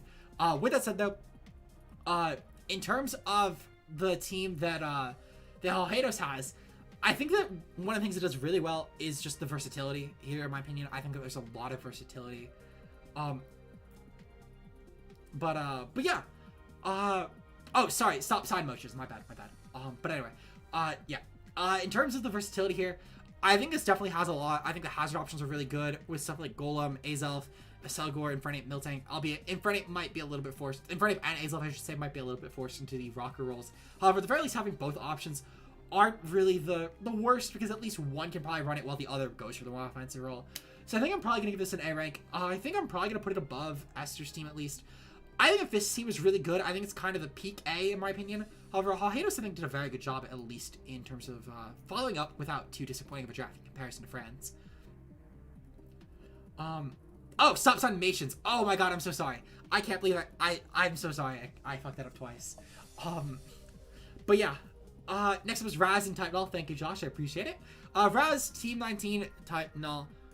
Let's see. So Team 19 and Type Null. Okay. So this is Z22 to Z33. Okay. So we have Mega Gengar, Lando I, Slowbro, Ditto, Rotom Heat, Aromatisse, Skarmory, Serena, Hoopa Unbound, Haxorus, Illumise, and Murkrow. So right off the bat, I gotta give props because I think this is actually a pretty good Mega Gengar draft. I know I shit on this a lot because, and this is probably very done to death for any BBL veterans here, but I think that Mega Gengar is not the most worthwhile Uber for Platinum, considering it is, unlike in standard Uber's tier, you're not setting it up for other Uber's Pokemon, you're setting it up for other 17, 16, 15 point Pokemon. So I will say though, this team did a good job at accommodating for that with Lando I as the 17 point Pokemon, which is probably one of the best that there are in the 17 point range. Pokemon like Rotom Heat are really good pivots into it, same as options like Serena. You have obviously options like Slowbro for teleport, which is really useful. So there are ways to accommodate for bringing in Mega Gengar to chop stuff, which I do appreciate. The hazards are really threatening, obviously, even though it is just Skarmory and Lando. Skarmory alone as a hazard setter is such a good hazard setter, so for a one hazard team, especially in a 20 coach draft, I give a little bit of props there, albeit I think that one place where I'm going to have to talk a lot of points, though. Oh, no, never mind. I take that back. I was saying the Dark being Murkrow, but Hoopa and Bound's there. Hoopa and Bound's a phenomenal Dark and Storm, and actually, with the immense special bulk, really strong for special Ghosts and special Psychics. So, great job there. Overall, I think that having two Prankster users was a bit redundant, especially when Murkrow could have probably just been a 1-point Rocks user. I know it's probably not going to come to every game, but you just having another option would have been useful. Even if it's just something like like an Alolan Golem form, or maybe even a Graveler that could have run like a Cuss Absurdity set. Could have been useful, if nothing else, just to have as more unique of an option than Murkrow and Illumise. With that said, I think the offense is not the greatest. Mega Gengar Lando I isn't bad by any sense. Hoopa Unbound is a phenomenal breaker. But the viable offense for an Uber Sufficient kind of just ends there, in my opinion. It's still not a bad team. I think it's fine. It's definitely better than the C's. I'm probably going to put it at the bottom of B rank, though, in my opinion. It's a fine team. Just not really stand out, in my opinion. It's just kind of average. Next up, we have Josh's team, who is team number 1. Ooh, we get to be a Veltal team. Better Dark Resist? Yeah, I think that's pretty fair, to be honest. I think it's totally fair, especially in this sort of format where Dark's going to be very common, especially with Mega Gengar as the Uber. That's another note. I kind of overlooked that, to be honest. Good call, Savage. I completely skipped that. Looking over so many teams, at this point, I've kind of just blurred through some things. But good catch there. Very good catch. Next up, we'll get Josh's team with Yveltal, Mega Mawile, Silken Galar, Rotom Heat, Terrakion, Swampert, Ribombee, Kyurem, Safali, Mismagius, and Quilladin.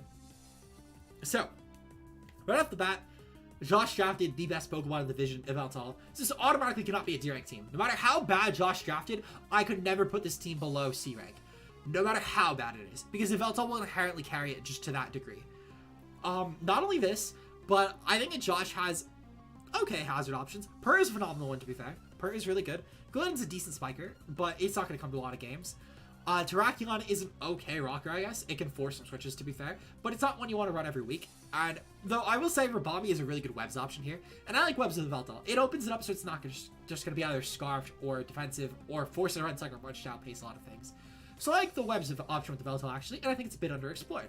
With that said as well, I like webs a lot with Mega Ball while and Terraculon, so I think that Josh did a really good job with that. Not only this, but I do think that Josh has some pretty decent pivots, whether it's Rotom Heat, Swampert, Silvally, even a Veltal is a really good pivot, albeit I think that maybe better pivots into specifically a Veltal could have been appreciated, but that's not the worst deal. A Veltal's such a bulky Pokemon and it counter matches up against a lot of threats. It's not the biggest deal, and especially with Glowking as well, having such immense bulk, it's really not the biggest concern, but just could maybe be a little bit better. Not only this, but I think that Josh did a really good job at counter drafting, in my opinion, especially with counter drafting specifically around some big issues as the chat has clearly caught on to by now, Xerneas. Having Mega Mawile and Glowking quite literally should be perfect for Xerneas. This is a matchup I would honestly arguably consider benching Xerneas for, as weird as it sounds, playing a Veltal. But I would consider it. I'd consider it for a few seconds. I would still bring it probably, but I would consider it at least thoroughly, I will say. So yeah. Where do I put this team? I think it's a pretty awkward one. It's definitely an A-rank team. I'm just kind of unsure where I want to rank it. I think ultimately I'm going to actually lower Amil's team to B. Probably the best B-rank team though, to be fair. But I am going to put it in B nonetheless. And I'm probably going to put Josh's team above Esther's team. I think the other two teams in A are... Actually, I'm going to put it above... Hadis' team. I still think Abyss's team is the epitome of what a peak A should be. I definitely think it is below these four by a decent margin, in my opinion. However, I do think it is also better than everything else in A. But yeah. We have, Miss Zeke 0. So we're getting a Cats team. So team number 4 in Type Null, Miss Zeke 0. Okay. So, we have, let's see. So it's K5. Thank you, Josh. So K5 to K16. So we have Ho-Oh, Mew, Finny, Tangrowth, Muckalolan, Galvantula, Dragonite, Mega Pidgeot, Mimikyu, and Zamacrown. I will say, Mega Pidgeot feels very thrown on here, specifically for the speed tier. However, I also have to give props, because in Null, that might have truthfully been the best option for that speed tier. So I'm not going to knock it too hard, especially this late in the draft. I think though that having the triple flying here, while Bird Spam is really good, I don't think this is a team that really benefits from Bird Spam, because nothing here really screams needing grass is killed, actually.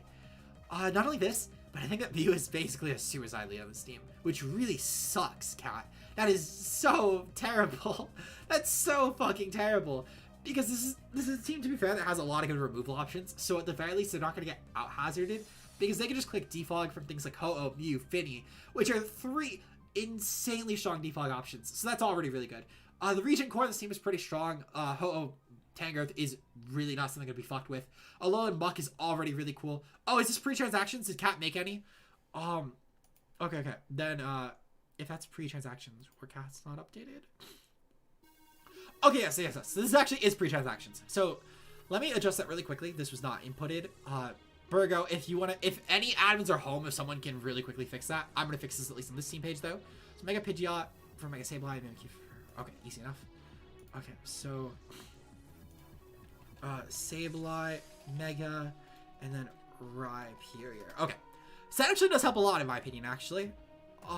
So, for one, there's now another hazard option in this team, which is really useful. Rhyperior as well, I think, is actually a really strong partner on this team. It fixes a lot of gaps that this team had. One of the things I was going to get into was the lack of a ground type. So, this helps a lot. Not only this, but Mega Sableye is another hazard deterrent. Really helps, because what Cat did very well, in my opinion, with was making sure that Ho is not going to be forced to run Boots. Which, while Boots Ho is a very, very strong option, it will hopefully... No, I know you have Mega Sableye. That's what I'm saying. Mega Sableye will hopefully help a lot with making sure that Ho doesn't need to run Boots, because it can maybe run stuff like Banded, Leftovers to maybe take certain 2-hit KOs or 3-hit KOs. Stuff like, for example, Scarf to outpace a lot of different Ubers, because it can do that, maybe get a Burn Off or an Earthquake or a Brave Bird off. So I think Cat did a really good job at benefiting specifically Ho-Oh and versatility. However, I don't think the synergy really lasts with a lot of other Pokemon aside of that. Although Mug obviously helps a bit with chopping Ghosts from Mew, or just pressuring Ghosts from Mew, I should say. But the synergy as a whole doesn't really last outside of benefiting Ho-Oh. Though that's not the worst thing in the world, to be fair. I think Zamacrown as well helps a lot with just giving a really high speed tier. Though, now that Mega Pidgeot's gone, I kind of gotta knock the fact that the gap between Galvantula and Zama Crown is pretty big. Though, not the end of the world, but it's really not a great gap. Actually, Zama Crown's 128. For some reason, I was thinking 138. So that's actually not too bad of a gap. Where do I want to put this team? I think I'm probably going to put it in high B. I'll probably put it above Amel's team, to be honest. Actually, probably put it right below Amel's team. I think Amel's team probably has the best in B. I think that, at the very least, anything else, Cat did a stellar job of drafting around Ho-Oh. Whereas people like Burgo, I think Burgo drafted a functional team, but it doesn't really specifically, like, make it so Mega Lucario will always win every week. I think if nothing else, Cat could cheese a win with Ho-Oh every week on this team, though. Especially given the fact that it's among a 20-coach draft. I think that could hopefully be a thing that could happen. So, I will give props where they're due. Next up, I believe this is, who's the Porygon team? While Josh looks it up, I'm gonna really quick crack open my Bang. Sorry, I didn't get water, I got Bang. I know people who don't like me drinking caffeine.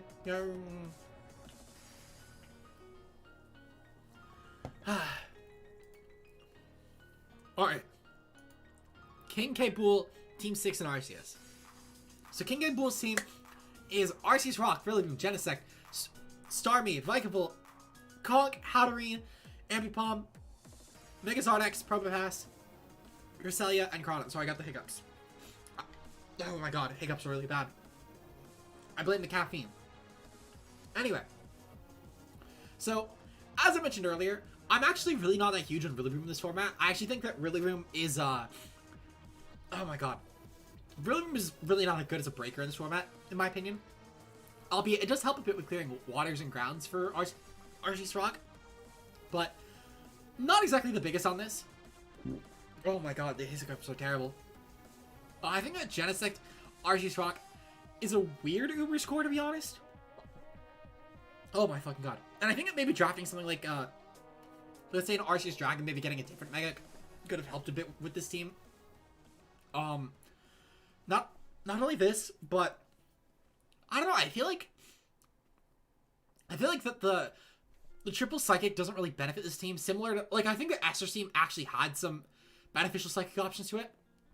With stuff like, for example, Starmie and Bronzong differing in offensive and defensive psychics, and Meowstic obviously being more so for Prankster, less so for its typing. However, with Pokemon like Hatterene and Cresselia just kind of existing along with Starmie, I don't really think that Hatterene has a place in this team other than just as a fairy. But I think even still, there had to have been better fairies in this team by this point in the draft. Even if it's just like an Alcremie or something. I'm not really huge on this team, to be honest. I think that Arceus Rock is probably going to be forced to run quite literally rocks every week, which is pretty unfortunate. The removal's not that great either. It's Conk, Starmie, and Arceus, which Starmie's a pretty good spinner. But then, if you don't run Starmie in a week, and it's kind of a hard mon to bring, albeit it's a fine mon, but it's a bit hard to bring. It's kind of hard to justify bringing it just to clear hazards so that Arceus doesn't have to. Because this team feels like it's going to get very out-hazarded. I think this is a really weird one, because I think this is an Arceus team that might end up in C. I think I'd actually probably put it, I feel like it's above the Beedrills for sure. I also think it's above the Primplups. I think it's below the Shifus, though. Give me like a minute, guys. Give me 1 minute before I do Lachnus' team. I just need to quickly take a couple of deep breaths.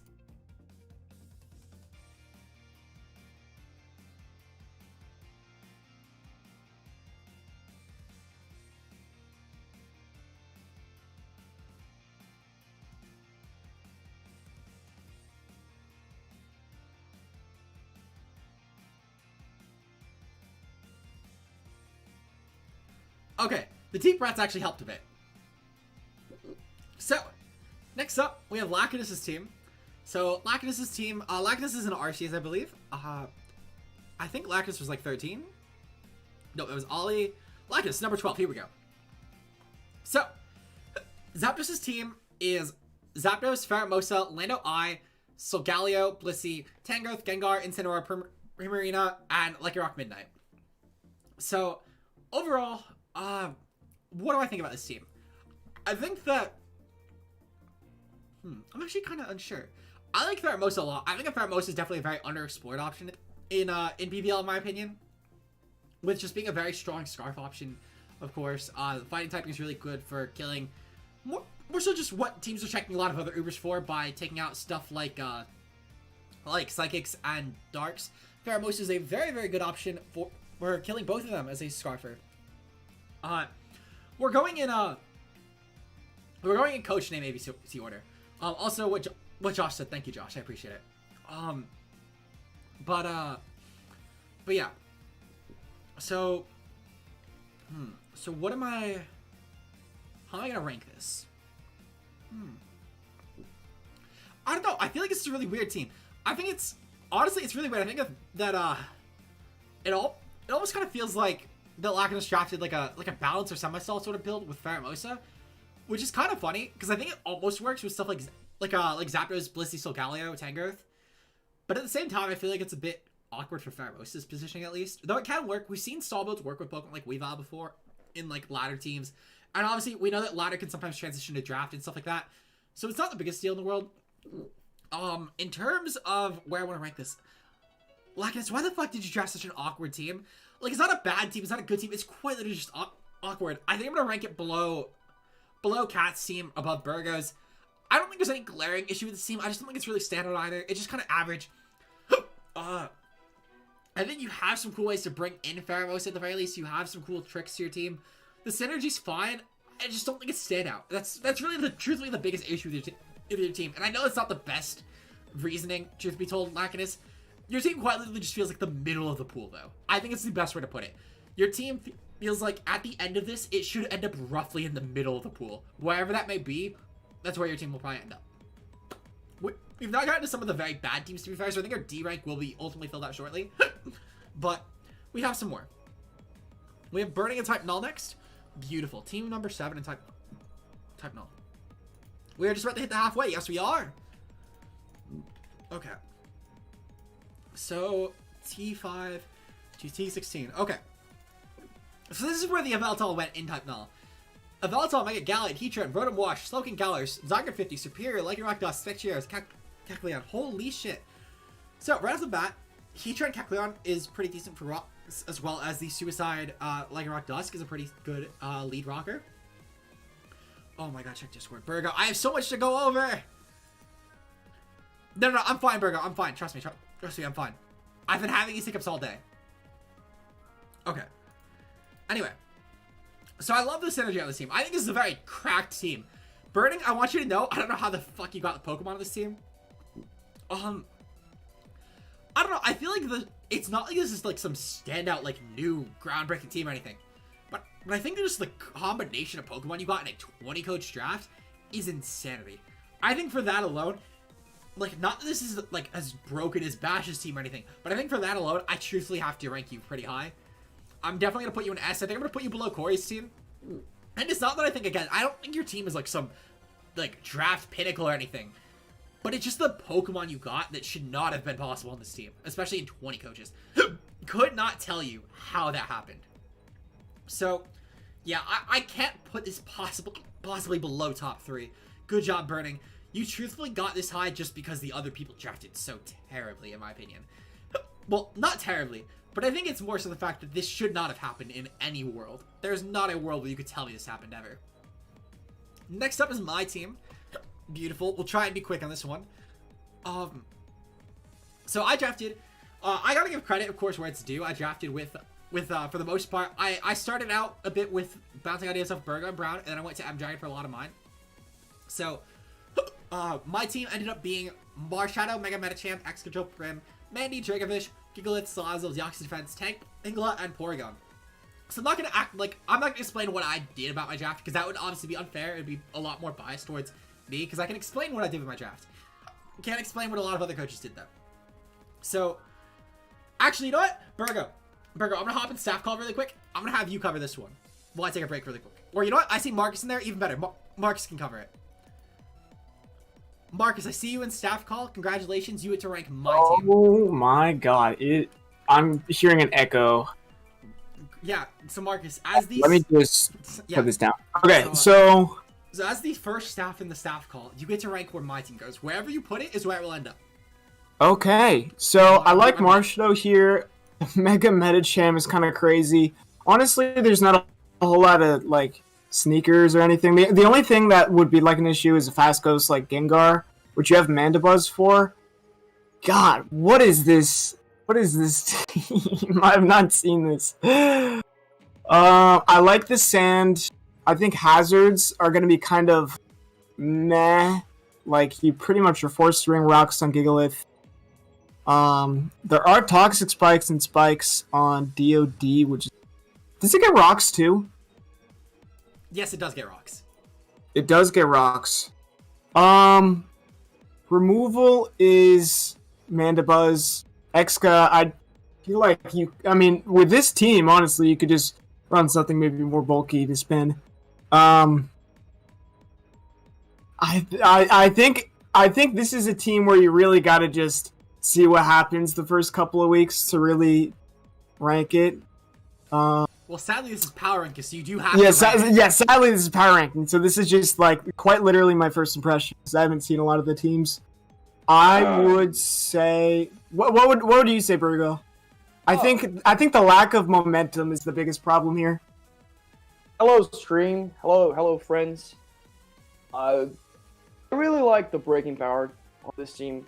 I think finally someone drafted a team with breakers and Marshadow. Yeah. Which is nice, because... Yeah, because Marshadow is not a breaker. Marshadow needs to clean up. I mean, it can definitely be a breaker in some matchups, but it's a way better cleaner. Yeah. The biggest issue with this team that I see at first glance is it's very, very, very knockoff weak. Like, Marina doesn't like having its item knocked off. Mandibuzz needs boots and Same with Giga if you're running Sandy Rock. Liv has a Violite core with Tangela and Porygon, which is not the best. Dio is whatever. It doesn't really need any items. I do like the slow momentum to bring in Marsh or the other breakers between Teleport Porygon and Teleport Deoxys. And Prim with Flip Turn. Yeah, and I do have to agree it needs more Swadloon.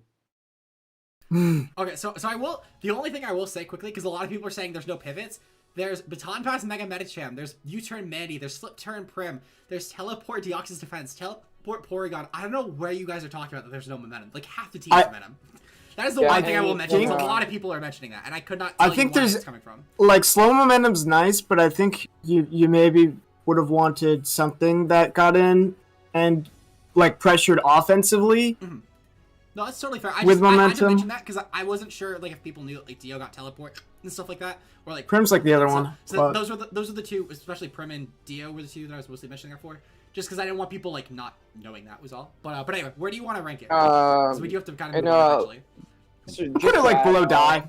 Okay. Below Die. Just to add, I think that you do have strong defensive pivots in Mandibuzz, Tangela, Deoxys. They don't necessarily need to go for any momentum moves, but they switch in and switch out to bring in your.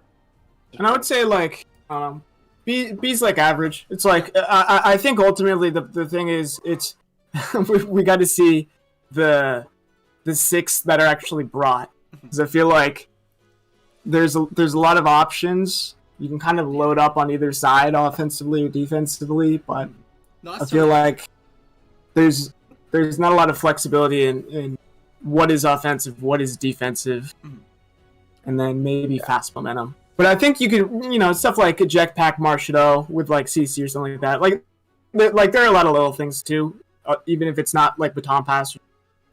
Yeah, no, I think that's totally fair.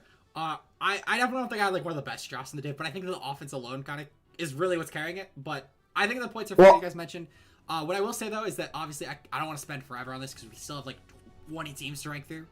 So I'm gonna get to the other teams. If one of you guys can handle null transactions, that would be great. Yeah. I'm gonna go continue with the rest. Thank you for the ranking though. I appreciate it. Have a good one, guys. Mm-hmm. Okay, so now we're on to the Lucan of the Minnesota Twin Needles. So, thank you, John. Actually, I appreciate it. Let's see. So, Lucan is another Ultra Necrozma team with Ultra Necrozma, Excadrill, Sylveon, Dracovish, Zarude, Vikavolt, Gengar, Jealous, and Emboar, Kamala, Swallow, and Gigalith. So, right off the bat, similarly to the other Ultra Necrozma team, I love how this team did a pretty good job at drafting some really strong offense. For example, Drill and Dravis are pretty good offensive options. Sylveon and Gengar, of course, are other good options on the special end.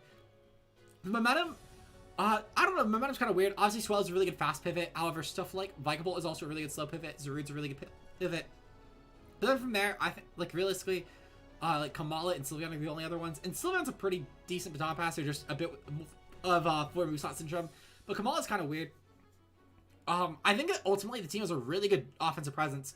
Just a bit hard. Well, actually, not too hard to bring in Ultra Necrozma, because stuff like, for example, actually, weirdly enough, Kamala might actually be pretty good at bringing in Ultra Necrozma, considering you could obviously bait in fighting types doing that, and then bring in Ultra Necrozma and start threatening stuff. So weirdly enough, that might actually be pretty good. Same as Zarude. Those could both be pretty good at that. Especially because Zarude, Ultra Necrozma will start as a Donglings base, so it will actually be bulky enough to do those sort of switch-ins. So I do actually like that a lot, especially with webs as well. Ultra Necrozma could really clean on this team. I think I definitely would put this probably in... I'd probably put this in the air ranks, to be honest. I think I'd probably put it at... I think I'm going to put it above Elgino's team, mostly. However, I don't think it's a bad team. I just think it's definitely not, like, high A either. I think we've seen a better Ultra Necrozma team already at this. But this is still a pretty impressive one for sure. I like the Sand Element a lot. However, it will definitely neuter Moonlight Recovery on stuff like Ultra Necrozma a bit. Especially if you take the turns to set up in a Dawnwings form, where that will probably come into play more. Though, you can still obviously Moonlight as Ultra Necrozma.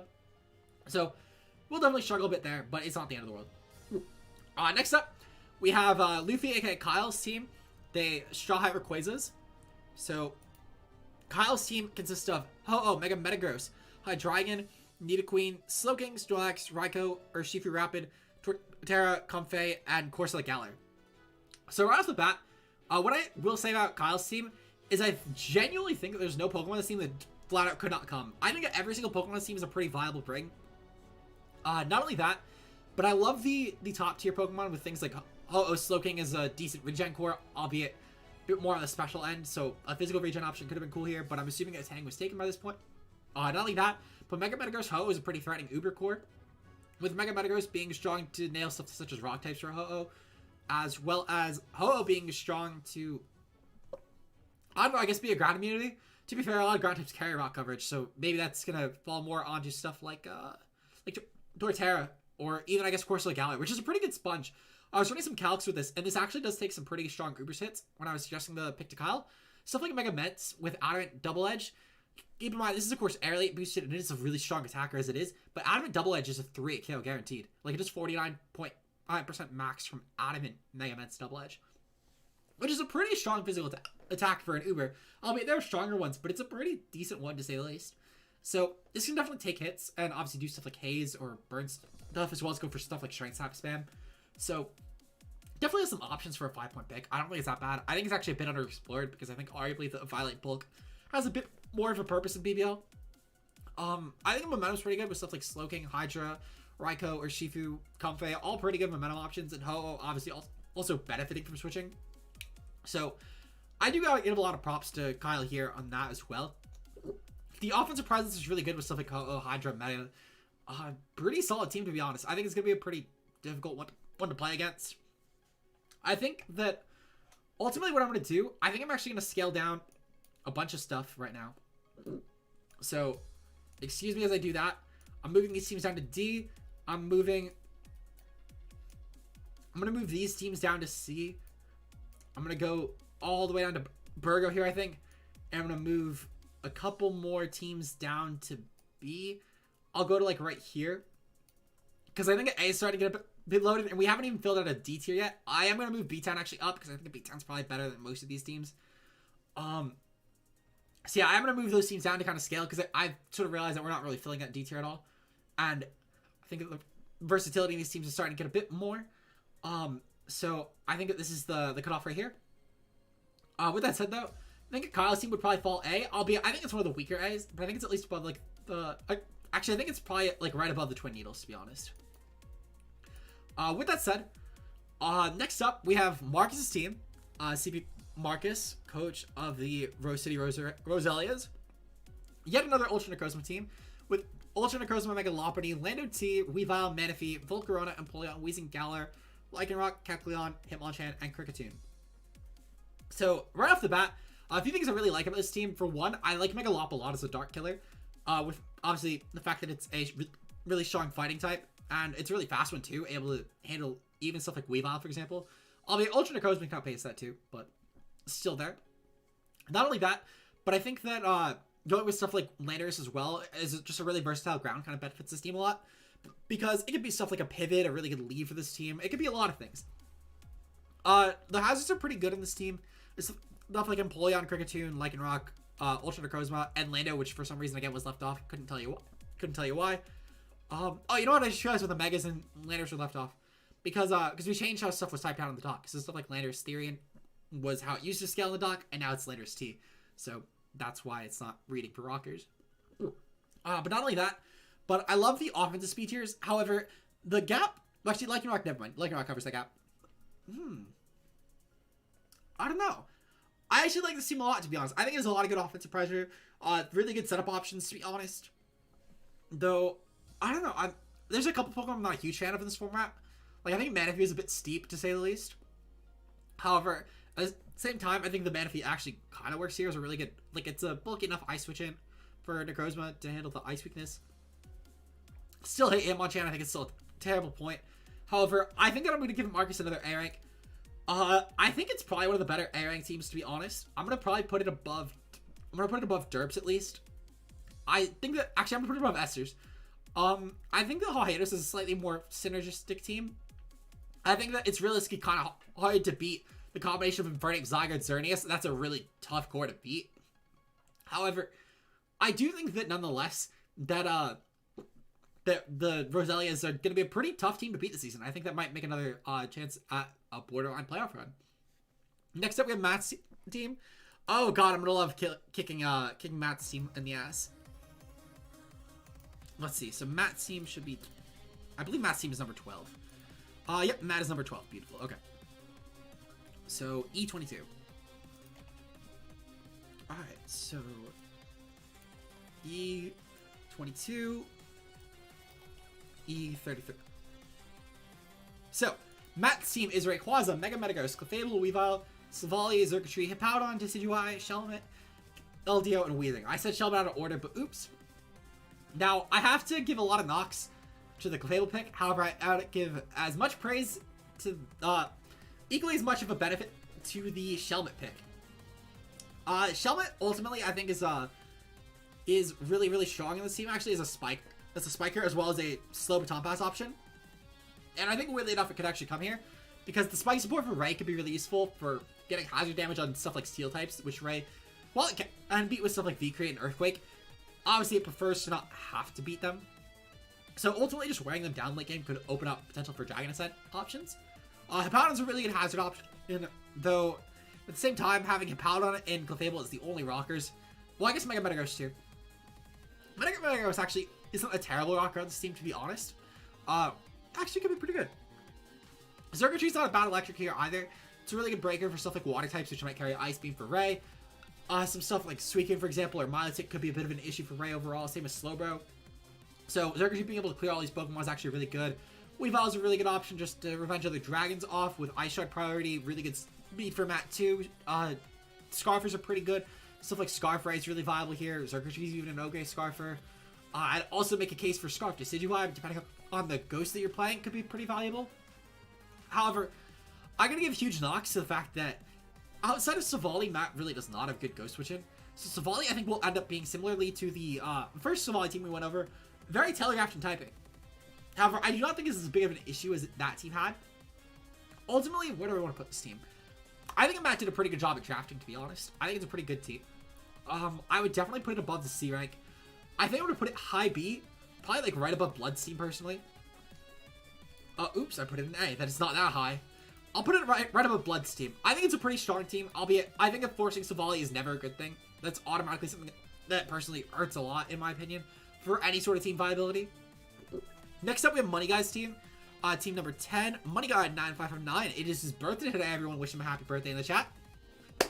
for Money's birthday, he drafted a team of Mewtwo, Garchomp, Mega Gallade, Aegislash, Togekiss, Kartana, Cloyster, Moltres, Galar, Quillfish, Arcanine, and Pikachu. So I have to really bash Money's team right here for the Pikachu pick. I've actually tried this before in BBL, and it does not work. This is a terrible pick, even for 1 point. Though I hope that Money has a fun time with it. It's his birthday, he can do whatever the fuck he wants. With that said as well, I like the dual Psychic and Mega Gallade Mewtwo. Mega Gallade obviously is a really good Dark Killer, so it's not going to matter that it is a dual Psychic core. Moltres is a pretty good Ghost Switch in. Aegislash also is able to offensively revenge or sneak against a lot of Ghosts, and it's bulky enough to take a single hit. So, not the worst, albeit it would have definitely appreciated to have a second Ghost Switch in, especially with 2 Psychic types.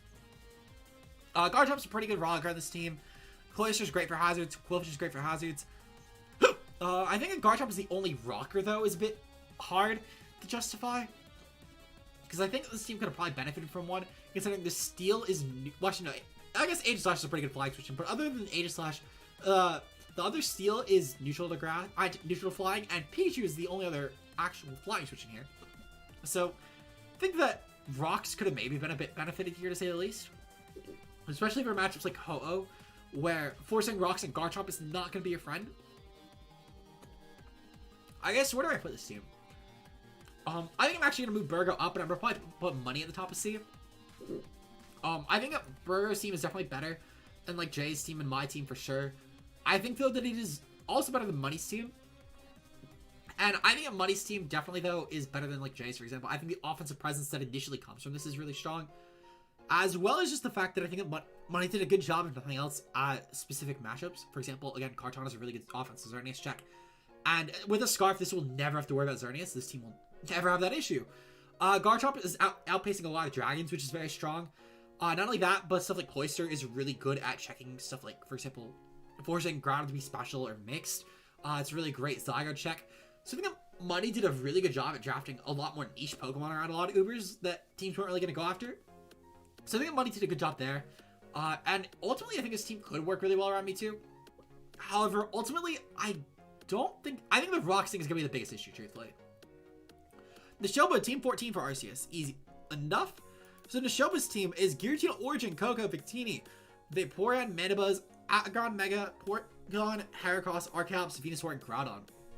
So, I actually really like the Sun aspect of this team, and I love the Giratina Origin Groudon. We've seen it a couple times in Speed Tours, and it's a pretty decent pair. However, I think it's been very underexplored in the league itself. The momentum is pretty strong with stuff like Koko, Victini, Vaporeon, Mandy, etc. Really strong momentum to bring in stuff like Groudon, Venusaur, Giratina, etc.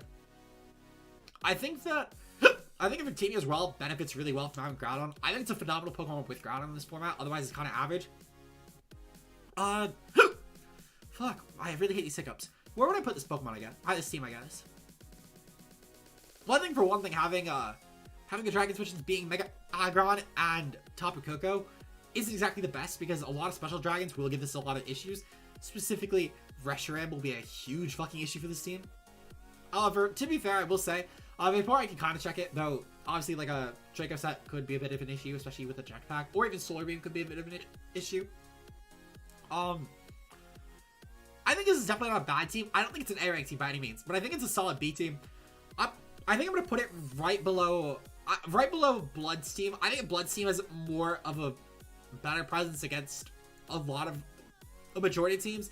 Albeit, to be fair, Reshiram I don't think was drafted at all, so it's not a big issue. But there's still a lot of dragons, stuff like Rayquaza that can threaten this team pretty well. Which I'm certain the Ray went drafted, if nothing else. In general, though, there are definitely other Pokemon that will give this a bit of an issue. Stuff like Xerneas will threaten a bit. Because the Fairy Resists are like Mega Aggron, which will get worn down over time pretty quickly. And then Venusaur, which is not really switching in that well. And I guess Victini, which somehow might be the most probable Pokemon to bring to a matchup against Alhados' team. Of the three of those. Because Alhados also did a very good job at drafting specifically around Mega Aggron and other steals like that. So Victini might unironically be the most bringable fairy check there. Which really says a lot. At least the best switch in, I should say. Because it will just be bulkier than Venusaur, obviously. But still, I think this team will have a huge issue with Alhados' team, actually, specifically. But there's a couple others as well. Did Ray really not go? That's actually so shocking. There's still other Ubers, though, obviously. Like, just in general, any special dragon will give this team a lot of issues, in my opinion. Next up, we have Ollie's team hitting a lot of RC's coaches right now. Ollie has Mega, Calyrex Ice, Mega DNC, Celesteela, Rotomosh, Nidoking, Porygon 2, Crobat, Mienshao, Umbreon, Triticon, and Shedinja. Not sure why Shedinja doesn't register for a point here, but I digress. Ultimately, I think it's a really cool Trick Room team. I still have some fast options like DNC, Crobat, Mienshao that can accommodate for not going for Trick Room right away. Cali Ice in general is a really just, let's see. So Calyrex Ice in general is just a really terrifying Trick Room breaker, of course. It's really hard Pokemon to kill, and having backup setters for stuff like, for example, Porygon 2 in case you want to run, let's say like a sub Glacial Lance set, which actually is pretty cool. I've seen it on ladder a lot. Ollie, if you're watching this back, consider the idea of a set that is Glacial Lance, sub, Leech Seed, Swords Dance. This will massacre a lot of teams. Any team that does not have a really good Steel type should fall victim to this pretty quickly. So keep that in mind if you want to do let's say Trick Room up into Calyrex in the sweep. Could be an option to consider. Obviously, I'm not going to come every week, but it is a cool option to consider. There might be certain matchups like a Zygarde matchup, which that would be phenomenal for. And there are other Ubers too. You'll probably notice it though if when you prep. Oh yeah, you know what? It's God damn it, Splurge. It's Shedinja. Thank you, chat. Let me finish this and I'll check. Okay. So, looking into this otherwise, let's see. So, I love the momentum here actually with stuff like Rotom, Porygon 2, Crobat, Mienshao. Really strong momentum here. I can any try to do team in the next 25 minutes. Zeke, I'll try. If you have like 5 minutes left, let me know. I'll really quickly do your team because you've been here for like 2 hours. Overall though, I think the biggest issue with this team, is kind of, I don't know. Actually, never mind. Take it back because Celesteela is actually a really good Steel killer. Yeah, no, I like this team a lot actually. I think I'm gonna probably put it in A rank. I think it's a really frightening team. I'm gonna put it right below Marcus's personally. I think Marcus has a bit more of an immediate offensive presence. I'm gonna move down Twin Needles to B. And then yeah, we'll go from there. We have Orin Latios' team next. So team number 15. So Orin Latios' team is Genesect, Mega Salamence, Infernape, Mamoswine, Comfey, Starmie, Pangoro, Decidueye, Licky, Garbodor, Thundurus, and Aggron. So, a couple things. I love the Mega Man Genesect pair. Already that is a very terrifying core as it is. And stuff like Infernape, for example, is also really, really terrifying to pair with that because it's obviously a really good Steel killer and an Ice killer for both those Pokemon respectively. So I love the synergy in those three, as well as stuff like Mamoswine. Comfey, I think, for a team with the Steel being as frail as Genesect is, and for a Dragon that is not able to Scarf, is a little bit of a disappointing fairy, to say the least. But it's not the worst option. Comfey still obviously has prior to Dranicus, but it's not going to hit that hard against a lot of things. In terms of... Sorry. In terms of what I don't like about this team, I think for one, the fact that the hazards kind of come from Pokemon that are kind of they're kind of forced to be awkwardly brought, I guess. Like Garbodor is a fun Pokemon for sure.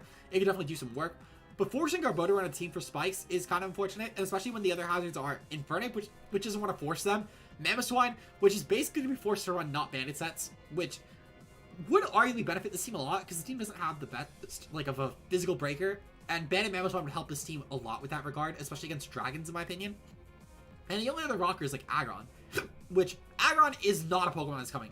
Orin is kidding himself if he's bringing Aggron. And if he does, he's probably losing the week, in my opinion. So, ultimately, where do I want to put this team? Yeah, no, exactly. That calc right there is specifically why I think that the Comfey pick is a bit whack on this team. I think on a team that had a better Steel, like, for example, on Kyle's team, Kyle had Mega Metagross, which is able to offensively pressure dragons really well with stuff like Ice Punch. It's really bulky, and it has a lot of good speed, so it's going to force Scarfs of dragons. I think on a team like that, Comfey can suffice. On a team like this, though, where the Steel is Genesect, it's not switching it on much. If anything, I think it's going to hurt a lot, especially when the dragon also can't Scarf. Whereas Kyle doesn't have to worry about that, because he's a Scarf High Dragon, which is already going to outpace a lot of dragons as a Scarfer. So, ultimately, I think I'm going to probably put this team right below mine and right above the Solgalios, personally. I think the offensive core, like the top three alone is going to carry, in my opinion. But I think that it's the lower picks that really kind of bum me out here a lot. It's not a bad team. I think it could work. Orin's a pretty decent player. Orin, in my opinion, like, not that Orin has any standout drafts ever, but I think that Orin really, like, gets carried off of his playing ability, more so. His prep is not bad, it's passable. His drafts are okay, but I think that Orin as a player is really good, and I think he can still make this work, despite me not being huge in the draft itself. But I think that he could totally make this for playoffs still, because I said Orin is just that good of a player, in my opinion. That's his one biggest up, in my opinion. Next up, we have Agabunga of the Mega Menses, who drafted Mence Mega, Cinderace, Slowbro, Scizor, Shaman, Alolan Muck, Piloswine, Lycanroc, Dusk, Licky Licky, Garbodor, and Porygon Z. So, one thing I do got to give Owen a lot here. Owen did a really good job at drafting backup offensive options to Mega Mence. Cinderace is a really good ice killer. It's a really good momentum option. It's a really good offensive option. It's always been a really good pair with Rayquaza. So, all the Rayquaza pairs seem to pair really well with Mega Mence, so I have zero doubts about this. One thing I will give a bit of an issue for, though, and I'm not sure if Genesect was even around or not, or if this was just Owen picking Cinderace because he wanted to use it. But I think the overlapping steals is a bit, the overlapping right around the 120 mark is a bit of an issue. Or not an issue, but I think it's a bit, I think that, this man drafted 2 steals, yet has no steals in his draft. No, Scizor's a steal. Scizor definitely counts as a steal. But what's the other steal, though? I'm curious. Oh, you know what? Never mind. You meant Oren's team, yeah. No, I agree with that. There's no, like, defensive steal on that team, which is a big issue with Mega Mence, especially when the fairies come pay. But in terms of Owen's team, Scizor's a pretty good steal here, actually, with Mega Mence. I think it's actually a lot better. Not only that, but I think that the fairy type in Gardevoir is actually a lot more reliable, because Gardevoir actually has a decent special defense stat, decent momentum for this team, too. Can also be a really good breaker, too, with just the strong offensive fairy typing with the 125 special attack. So, I think his team actually pairs a lot better with Mega Mence, personally. The momentum is really strong. The dual Psychic actually isn't even that bad here, because of the fact that the Alolan Muck is a phenomenal Psychic switch in. On top of that as well, Scizor is just a really good option for walling Psychic types, despite not being an immunity. I think it's a pretty good team, personally. Really strong offensive power, really easy ways to bring it into. The hazards are a bit weak. Piloswine is not a Pokemon that's going to come every game, and not only that, but Lycanroc Dusk is not going to be a Pokemon you're going to force to bring as a suicide option every week. But really not the biggest deal, because Cinderace can, if nothing else, really threaten hazards on other teams because of Core Change, and then it, for some reason, still works so well. And I couldn't tell you why, because it's not a Pokemon that's running Core Change a lot, yet it forces so many teams to consider the hazards. So with that said, I think I'm going to put Owen at a low A rank. I think I'm going to put him above Kyle's team.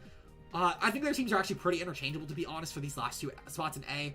Again, really just proportional with the other 52 teams. Not that I necessarily think that Owen's team is, like, worse than Christian Deputy's, let's say. But I think proportional to, like, what I would expect of a player in an RC's division, I think I expect a bit more. Though, that's purely compared to Christian's team, because I think Christian's team just surprised me for his division, was all. But, great job, Owen. I think it's a pretty easy playoff team, personally. And I expect a lot from him, personally. So, anyway. Next up is P. McGee and Silvally. Ooh, we're getting the Pyukumuku team. So, P. McGee has Xerneas, Megalop, Rachi, Moltres, Raikou, Umbreon, Nihilego, Pyukumuku, Goodra, Delmise, Claydol, and Ditto. Right off the bat, I love Megalop and Moltres on this team. 2 really good steel killers for Xerneas. Not only that, but Nihilego as well as a good fairy killer, which might not seem important with Xerneas, but having other Pokemon that can take advantage of Fairy Aura is a bit of a thing. I don't think it's the biggest deal, but it could help, especially with potential for, well, actually, I was going to say with Ditto matchups, but P. McGee actually has Ditto, so it's less important, I guess, in that regard. Pyukumuku, I don't know why P. McGee always drafts his Pokemon, but he loves it. He seems to do really well with it every time, but I do not think that will hold up in Silvally to the same degree that Null did, because people, for some reason, did not bring Taunt last season against him, and I genuinely cannot tell you why, but especially with seeing how he ended up doing last season with Pyukumuku, I'm shocked more teams didn't do it. And oh, fun, I just looked at the schedule. I play this team week 1, so it's another week 1 Xerneas team. Fun. With that said, though, I like the momentum a lot. Stuff like Rachi, Lop, Moltres, Raikou, all really good pivots. Even Baton Pass, Pyukumuku could be a really good slow pivot. So yeah, it's a fine team. I don't think it's a standout team. I think it's definitely like a solid B rank team, though, personally. I think I'd probably put it... I think I'm gonna put it right above Cats. Actually, no. Oh, there's no schedule? Oh, because this shows the schedule on the dock. I told them to put it on by 6. Oh, schedule wasn't final. Okay, good to know. So then I might not play this team. Okay. So I think I'm gonna put this team like right below Cats. I think a Cat, similarly to why I ranked Lacanus slightly below and Burgo slightly below, if nothing else, I think the Cat did a phenomenal job at drafting specifically around Ho-Oh, and I think that Cat can cheese enough win cons with it in 20-man draft to where the teams will ultimately be a bit weaker. I think that while his team has definitely did a bit better of a job than Burgo did at drafting on Xerneas, than Burgo did around Mega Lucario, still think it just misses the mark compared to Cat. So, it's still a really good team. I just think it's missing a couple things. Next up, we have Potato's team in Type Null. So, Potato's team is team number 19, I believe. Team number 17. Okay, it's team number 17. Thank you, Josh. Okay. By the way, someone remind me after the stream, I want to fix all the manual typing that Splurge did. Because I love you, Splurge, but I hate that you manually typed in everything. It's so much worse. Just do the fucking transpose. It makes it so we have to do less work this season. Anyway, Potato's team is Magirna, Zera, Latios, Urshifu Single, Moltres, Slowking, Mega Audino, Donphan, Gorgeist, Garbodor, Glassshare, and Gargle. So, decent-ish hazards for 20 coaches, albeit it's not great. But Donphan's a really reliable rock option. It's a really fucking good one for a low pick. Gargle, I guess. Glassshare, I know, Garbodor's a pretty good one. Mega Audino's a pretty good fairy, to be honest, on this team. I actually like it a lot because it's going to play the more defensive roles that Magirna would lack. Despite Magirna being a good defensive fairy, it doesn't always want to be a defensive fairy, and Mega Audino can provide that. Albeit I will say, though, that neither of these fairies are a fighting resist, which is kind of an issue because, albeit Slowking is a good fighting check, but it's not that phys def, and a lot of fighting types are physically offensive, so you can just knock off or U-turn it for a lot of damage. Latios is not a defensive psychic. So this team actually, shockingly enough, for the amount of fairies and psychics on it, has a bit of a fighting issue in my opinion, which is a bit problematic, albeit it's not as big of an issue for this team, but I think it is a bit problematic when the format will probably have a lot of fighting types to counter how many dark types are going to be present for the psychics. So it's more so like a meta thing, I guess. And I think that will prove a bit problematic in certain matchups against stuff like Lopunny, for example, or Gallade, where this team will actually pretty much struggle really immensely to check those Pokemon. Though, Gorgeous should help a bit with that, but it is definitely going to be susceptible to some of the top tier fighting. Stuff like Lopunny, for example, will not mind this Pokemon at all because it's not going to care about the ghost typing. Obviously, we have Gallade, which is going to massacre like every fighting check on this team with stuff like Knockoff or even Axel for Gorgeist, and then Stabs should alone rip this team apart. So I think against some of the top tier fighting this will be a bit of an issue. Even though stuff like Infernape could really rip this team apart. But most fighting types should still be checked, at least to some degree. Like, for example, even with the Infernape note, Scarflati, same as Mega Gallade, Scarflati. Moltres is a fighting resist, sure. But again, a lot of fighting types could still run, like, secondaries. For example, Gallade has just outright coverage for Moltres. A lot of fighting types as well carry stuff like Rock Slide and Stone Edge. So, I think really enough, for the amount of fighting checks, or the amount of types that check fighting on this team will still weirdly enough struggle with fighting types. Albeit, a lot of them cannot run choice on this team, which is very useful. But a lot of like life orb fighting types or just fast fighting types will definitely prove to be a bit of an issue. Stuff like Manchow, for example, will do a lot of damage to this team, even in terms of the life orb ones. As I said, Infernape will be a big one. Lopunny will prove to be an issue, especially for Moltres, because it can take advantage of Flame Body and go for facade attacks. So, I think it'll be a bit problematic, but it's not going to be the biggest deal in the world. The team is fine, I guess. I don't think it's a D-rank team. I think it's probably above B-Towns. I think it's below Raz's, though, personally. Magirna's going to really carry this team, truthfully. But, yeah. Potato's not a D-rank team, though. So, shout out to Potatoes for that. Next up, I think it's the Gainesville Gardevoirs. The text is really hard to read at this tiny. Josh, I need to know who's up next. After this team, by the way, I'm going to skip to Zeke's, because Zeke has been here for 2 hours. Zeke next? Okay, I'll do Zeke next then. I was going to say, I wasn't sure how close to that 25 minutes we were getting. But we'll go to Zeke's team next, because Zeke has been here for like the whole 2 hours, and Zeke has to go really quickly. And I appreciate Zeke's help with the draft, so that is the least I can do. I promise it's the least I can do, Zeke. Thank you for your help with the draft, because that will go over your team next. We'll skip ahead to the end. We're in the last row of teams, by the way, so shout outs to that. We're almost done. Zeke has Mega Mewtwo Y, Zarude, Rotom-Wash, Heatran, Zapdos, Galar, Rabombi, Null, Donphan, Druddigon, Toxapex, Hootbutton, Bound, and Trapinch. One thing I will say, Splurge, I'll go over your team next then. You also helped a lot with the draft. But I hate that you fucking manually type down everything in the doc for all the Pokemon. I hate that so much. Because it's just automated if we do it otherwise. Anyway. I hate that Zeke sniped Hoopa and Bound for me because I was really hoping to pick that up in free agents. I was really hoping to make like a mid like week 5 or 6 transaction like right before playoffs for that to try and change up my team a bit to make it a bit more just differently oriented. So I hate you for sniping that. In general though, I do like the Psychic Core and Mega Mewtwo Y and Hoopa. I think Hoopa should actually be really good as a Ghost Killer, as well as a Psychic Killer. Overall, Zarude also as a backup Dark is pretty useful. Yeah, no, I do think that, because stuff like, for example, Garb is going to get threatened by a lot, because a lot of fighting types do have ground, psychic coverage, and also rock coverage as well, and Slowking isn't really going to defensively take strong fighting types like Mienshao, Lop, stuff like that. It's going to keep getting crippled by those U-turns. So I don't think I think that weirdly enough, I think that you just didn't draft anything that's going to switch it onto physically offensive fighting types, which is very common. Like, none of those Pokemon are really going to check Mega Lucario, for example. It's just not a Pokemon you're checking. I'm not sure if it went, but it's a Pokemon you're just outright not checking with any of those Pokemon. Anyway, back to Zeke's team. In terms of the team, I like the momentum on this team a lot. Really good momentum into Mewtwo Y. Really good high speed, but the gap between... Actually, Ribobby's a pretty good patch between Mewtwo Y and Sarud, albeit it's not perfect.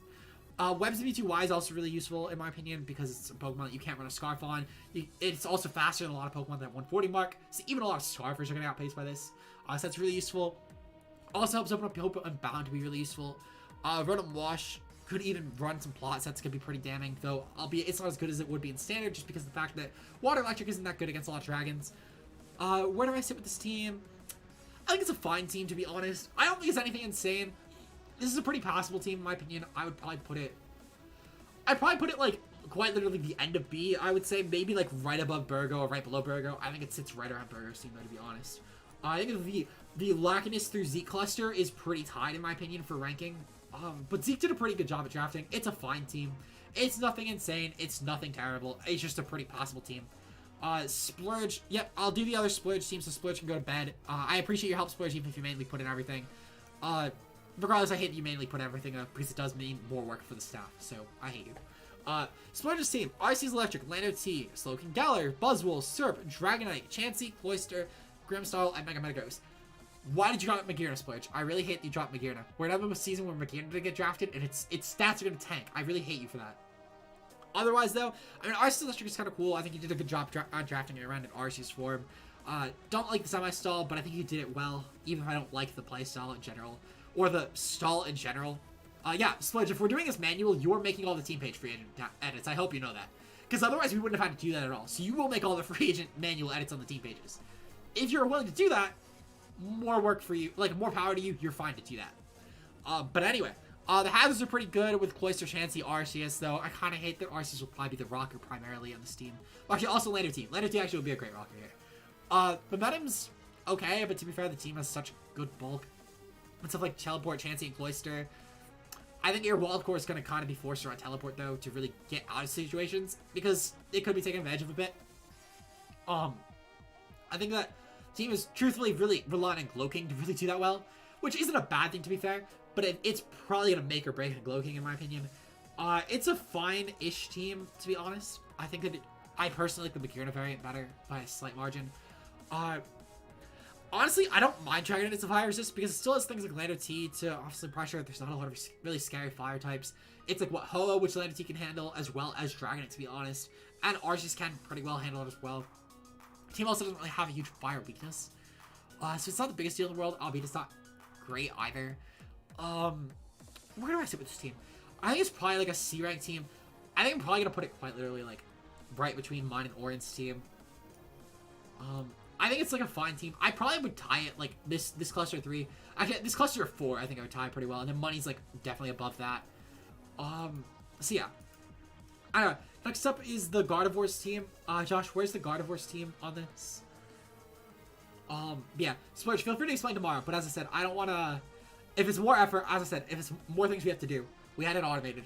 Anyway. Psycho and Null, team number 9. Okay, good to know. Z. Okay, Z5. Easy enough. For the sake of this, though, I'm still going to do the automated either way. Just because it's quicker for the draft stream. If we need to fix it later, we need to fix it later. But if there's a good reason for it, we will manually do it. Anyway, Psycho's team.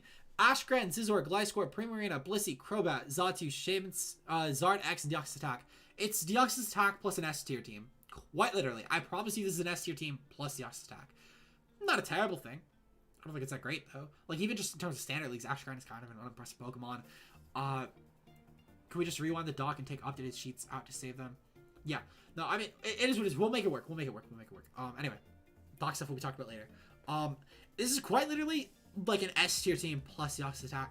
I don't think the team really even supports Yuck's attack that well, in my opinion. Like, for example, there's not really a great Dark Killer outside of Prim. Albeit, Scizor can kind of do it, but I think in comparison, Scizor's going to want to more so check, like, Psychic types.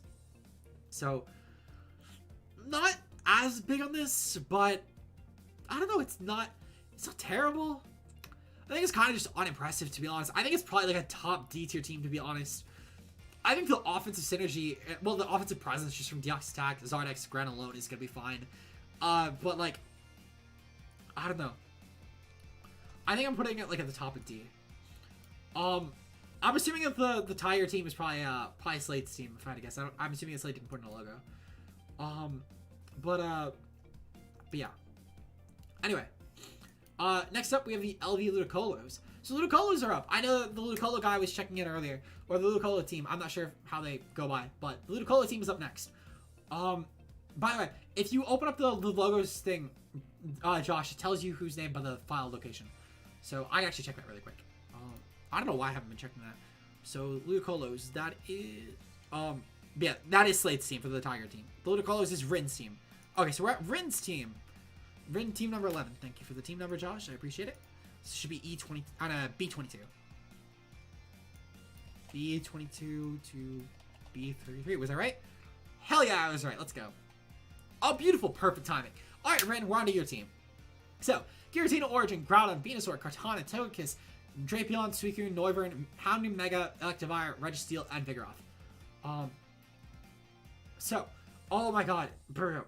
We are so close to done. Just let me finish. If this is really important to do right now. Is this really important enough to do right now, Virgo? This is an S tier. Let me get into the team. Let me get into the tier. So, oh, fucking hell, I hate you, Virgo.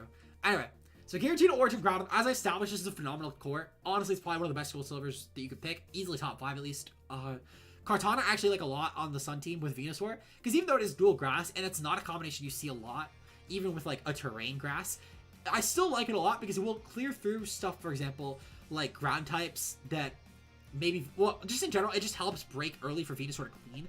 Or even just Kartana can be the sweeper, or maybe just dedicate itself to fairies. So I do like the combination because one of them can dedicate to waters or grounds, the other one can dedicate to fairies. So pretty important when you have a Giratina Origin to kill fairies. It's like the one big thing besides darks. Togekiss is a really good dark switch in.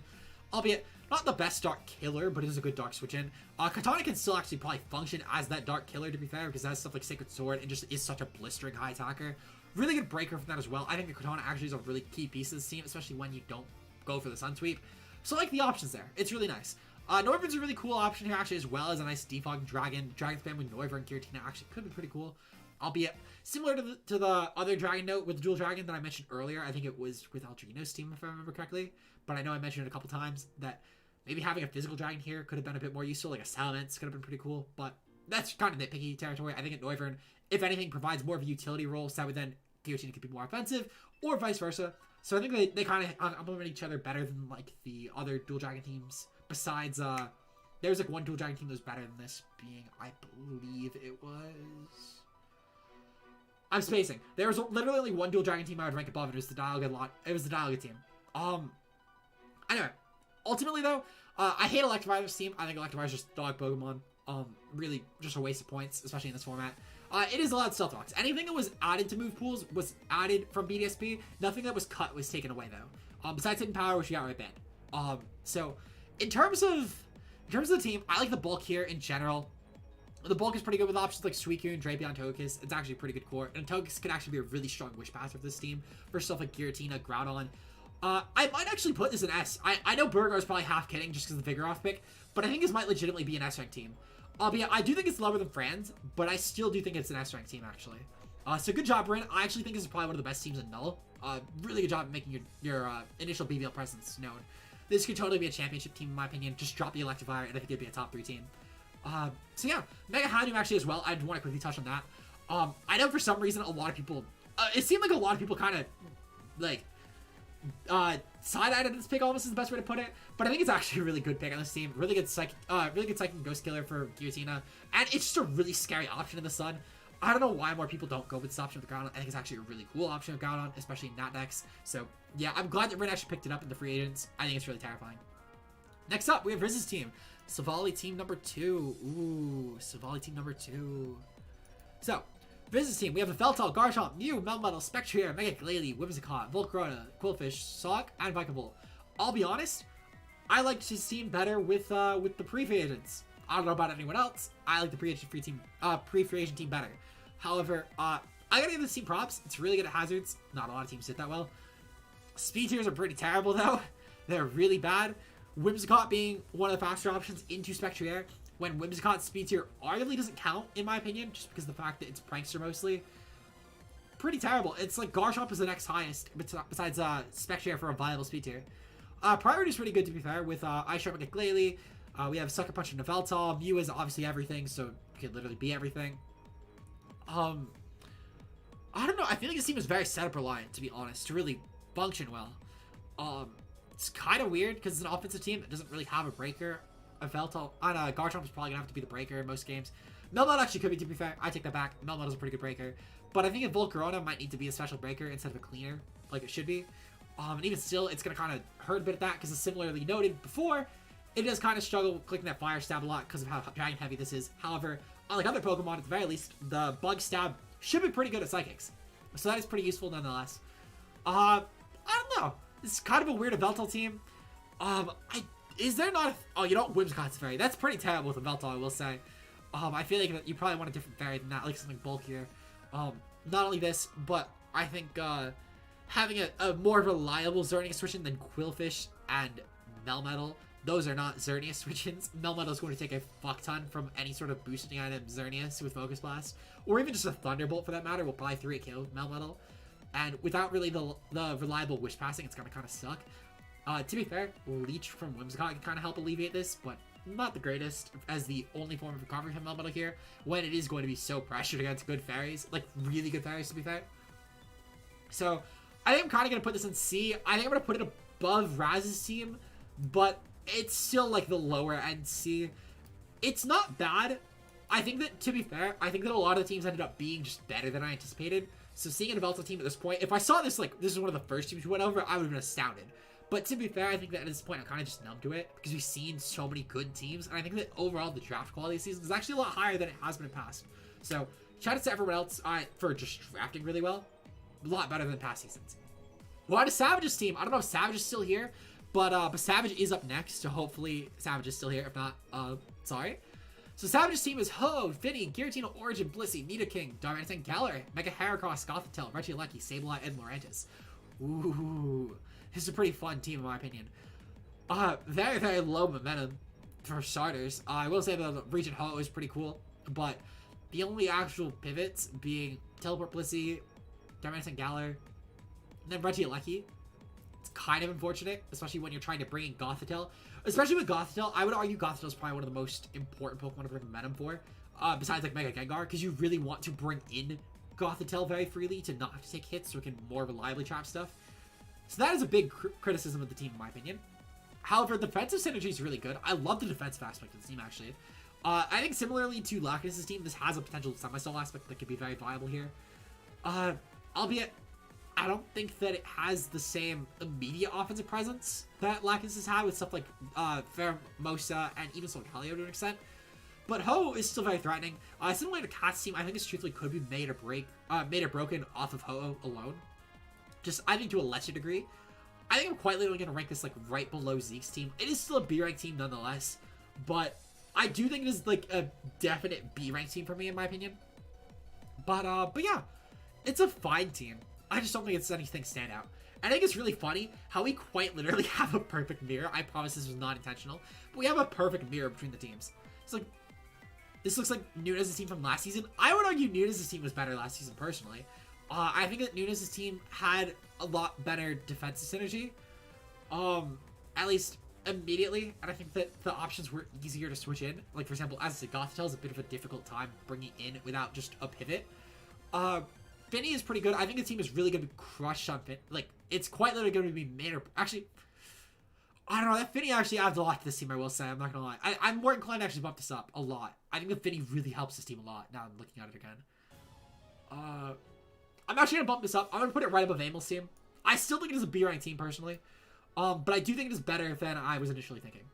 Seems' team, type null. Team 20. Ooh, right. Seems in wheel pick. Okay, beautiful, beautiful, beautiful. AC 22. Okay. AC 33. So, Kieran White, Genesect, Mega Gardevoir, Crocodile, Milotic, Arcanine, Raikou, Delmise, Whirlipede, Throw, Staraptor, Regirock. So, you were not kidding. You do not have a good Steel type. You don't have a good Fairy Switch at all, actually, because the Fairy Assists are Genesect, which is not going to switch in on your Xerneas matchup, which is pretty terrible as a Kieran White team. And then, I guess Arcanine's a pretty good Fairy check. But to be fair, this team actually has a huge issue with physical Xerneas, really enough. Despite having Intimidate Crook and Intimidate Arcanine, a mixed or physical Xerneas could still actually give this team a lot of issues, in my opinion. Probably more so the mixed end. Kieran White Genesect is a cool core, but I still, again, this team really crumbles to a Scarf Xerneas. Holy shit. Because even Arcanine is getting worn down over time by stuff like Scarf Thunderbolt, or even just like a Specs Thunderbolt, depending on the... Because I think that the Xerneas team in this division, and correct me if I'm wrong, but I believe it had webs. I believe it was team number 6. It did not have webs. I'm thinking of another one. Okay. Well, regardless, though, I do think that overall, this isn't a bad team. Xerneas will give this team a lot of issues, though. Especially because, as we saw on the Xerneas team, it has really good options around a lot of the checks. For example, Swampert is a phenomenal Arcanine check. T-Tar is also a phenomenal Arcanine check. Well, actually, Arcanine can close combat, to be fair, but still, it will help. Overall, though, I think as well, if we look at this team, the speed tiers are not the best. Raikou helps patch up the faster end, but besides Raikou, it peaks at like 100, and Raikou isn't exactly the best for the fast speed tier in this format, albeit it's a really good pressure toxic one, to be fair. Especially with how much, as Burgo mentioned, laps around the 90 to 100 mark. This team is definitely going to be a team that people will be bringing a lot of adamant or modest mods around, in my opinion. I think I'm definitely going to put this in D rank, ultimately. However, I think it's probably higher ND. I'd probably put it above Codeman's team. I think that Codeman's team had a bit of an issue with momentum, and if nothing else, I think his team actually has really good pivot with stuff like Raikou, Milotic, Arcanine, stuff like that. Even Raptor's a really good pivot, and Genesect too. So it has really good momentum, which I think truthfully is the only distinction I can make over Codeman's team at this point. But yeah. Next we have Dials Mudsteals. That should be Shark Finnegan's team. 15. Thank you, Josh. I appreciate the team number. As always. So this is N22. Thank you. So N22 to N33. I'm getting really good at remembering these. So, Mewtwo, Lando, Florges, Umbreon, Terrakion, Aggron Mega, Volcarona, Pyukumuku, Rotom-Mow, Scolipede, and Inteleon. Oh, perfect timing. You're here right in time. So Mewtwo, right off the bat, love the Mewtwo. I'm genuinely shocked you got it at like pick 15. I don't know how the fuck you did that, Shark, but great job at that. Not only that, but I actually really like the momentum on this team. Actually, do I? No, I actually don't like the momentum on this team. Because Inteleon isn't really going to bring in anything. I think Inteleon's a pretty bad pivot. Lando T is a really good one. Rotom-Mow's a really good one. Scolipede, even with... actually, no, Scolipede's pretty terrible. You're kind of going to always want to run Speed Boost. Umbreon's a good baton passer. At least Pyukumuku's a good slow pivot. But I feel like the pivots that are good... Like, Rotom-Mow's going to have a hard time coming to games. Pyukumuku's going to have a hard time coming to games. Like, the really reliable ones would truthfully be, like, Umbreon, and then, Umbreon, and Lando T, and that's really it. And to be fair, that's not terrible. But it's just not great. It's definitely better than teams like Burgo. Better than... Your pivots are probably more reliable than mine, at least at being consistently brought. Albeit, I think that stuff like Deoxys and Porygon are probably stronger pivots than some of these options. Not all of them, but some of them. Lando T is obviously a phenomenal pivot, and same as Umbreon, even. But stuff like compared to, like, Rotom-Mow, which is going to have a bit of an issue just walking into a Volt Switch, or even just bringing Volt Switch, in my opinion. It just has a tough time in this format, because of all the dragons. Rotom forms in general, too, besides, like, Heat and Wash, though, and Frost, to be fair. Mewtwo's really good, though. Mewtwo, Lando, Florges, really strong core we saw last time. Umbreon is also really good. Terrakion, I love, actually, Terrakion with really strong offensive psychics in this format, and I really wish more people would draft it. This is a Pokemon I could geek over forever in this format, but it is a really good one, and I'm really glad you drafted it. I'm really expecting a lot of things in terms of the top 5 alone. Has a bit of a fairy issue, but it's not as bad. This is definitely one I can see a mixed Xerneas coming with, like, a Rock Blast, a Rock Slide, Focus Blast, Moon Blast filler set, and it could do a lot of damage, but it's not as bad as Steve's team, in my opinion, because Mega Aggron at least could maybe go for a Rest Talk and try and roll it, especially if it's not Spike stacking you, or just Hazard stacking you. Where do I put this team? I don't know. One thing I will say, I would look into dropping Inteleon. I think it genuinely offers nothing to this team other than a checklist for a speed tier that I don't think you need. I would probably put this around C. I think I'm going to put it right, like, directly below Splurge's team. I think it's similar to that cluster of 5. I think you probably fit in that cluster of 5, so welcome to the club. But I do think it's like right below Splurger's team personally. I think if nothing else, at least Splurger's team carved out a bit more of a consistent niche. And while I think that you have 5 mons that could probably come to every game, I think there are 5 mons that are going to kind of have a bit of a hard time getting into each other besides Landers. Like, this team basically will make or break off of how well Landers does. And if you can use Landers well, I think this will be a really top-performing team. If your Landers is dead, though, I think the second that dies, your team really crumbles for the game. Unless if it's literally dying right before Mewtwo's going for a sweep. If it does die at that point, Mewtwo's fine. But if it's not dying when you're bringing in Mewtwo to end the game, I think you're kind of fucked. With that said, though, we have Shime and Savali, team number 5. Another team I have very high hopes for because he drafted Zekrom, and it's the mon I fought over. Zekrom, Rillaboom, Celesteela, Arcanine, Togekiss, Mega B, and Empoleon, Scrafty, Gastron, Indeedee, and Alolan Ninetales. So right off the bat, this is a weird one. I hate Alolan Ninetales in this format, but I gotta give it props. I think if I was to draft it with any Pokemon, Zekrom's a really good one to pick it with. Rillaboom is really good for the Grassy Surge to help with Zekrom. I'm not huge on it in this format, but I think it's a really good partner with Zekrom, if nothing else, for the terrain alone. But maybe it could have been a Thwacky, just purely for the terrain assistance. I don't think you needed to say to a 15-point Pokemon, but could be worse. It's still not a bad option by any sense, especially when you have Celesteela as another ground switch in. Though, to be fair, I think it helps with the Zygarde matchup, but even still, Rillaboom isn't exactly going to beat Zygarde too well, especially like a complete form. I don't know if it went in this division, but if it did, could be kind of scary. Togekiss is really good on this team, actually. I like it a lot as a just Scarfer, a defensive option, a Wish Pivot, stuff like that. Mega B as a grass killer is also really good here because it not only helps to take advantage of terrain, but it also helps in general with assisting Zekrom because grasses are probably one of the biggest issues for it. And I say that knowing well aware that there is a type that is immune to one of its stabs. Ground is not an issue for this Pokemon. It can set up on a lot of good ground types between Magnet Rise and even just taking a lot of ground hits and roosting on them. Grass is, in my opinion, the biggest issue for this Pokemon for Zekrom. So I love the Mega B pick here on Togekiss. I think they actually help a lot. As a Zekrom connoisseur, I think it's a pretty good team. Hazards being literally just Empoleon and the T-Spikes Mega B is a big issue. However, at the same time, I think that most of the... Actually, no. This is a pretty boots-heavy team. So, actually, this isn't too defog reliant because a lot of these Pokemon are pretty good boots Pokemon. And Togekiss is pretty good removal, and Empoleon's a pretty good removal. I think it's probably like a top C team. It's probably above like the Die, Me, Splurge cluster. I think Zekrom alone is threatening enough to put it above that. However, I don't know if I want to put... I definitely don't think it's better than Money's team. I think I'm going to put it like right below Money's team personally. It's a really fine team. I think... Actually, I'm going to move Money above. I think Money's team kind of justifies maybe being moved up to B at this point. Because I keep saying every single team is like below Money's team. So I'm going to put Money's team at the bottom of B. And I'm going to put Shime as the new top of C. So congratulations, Shime. We have teams up next. Simpletons team up next. Team number 14 and Null. Okay. So this is K22 to K33. Okay. So Calyrex Ice, Garchomp, Celesteela, Megalop, Manaphy, Comfey, Moltres Galar, Slowbro Galar, Thundurus T, Omastar, Quilladin. Similar issue to Potato's team. This is a team with a lot of Pokemon that have typings that resist fighting that is going to struggle with a lot of top tier fightings. I was actually discussing some picks with Simpleton, and we came across the fact that Mega Galad kind of does a number to this team, to be fair, as a cleaner. Albeit, Calyrex Ice can probably take a hit very fine. It's a very bulky Pokemon. But as a cleaner, Mega Galad can rip the team a new one. There's obviously options around it, but it is a difficult Pokemon for the team.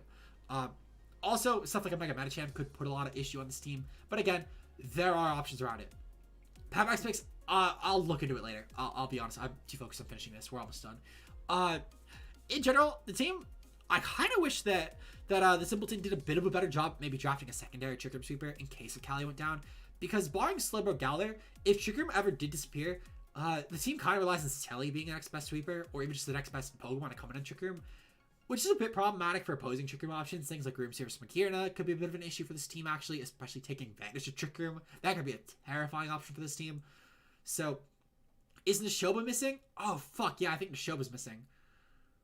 Wait, no, isn't Nishoba the Blizzards? Is Nishoba not the Blizzards? If Nishoba's not the Blizzards, then yeah, Nishoba might be missing. Oh, you know what? Nishoba was the Chandelers. Then wait a second. You know what? No, yeah, we went through Nishoba already. Okay, I was gonna say, I thought, yeah, Nishoba was done. Okay, had to double check.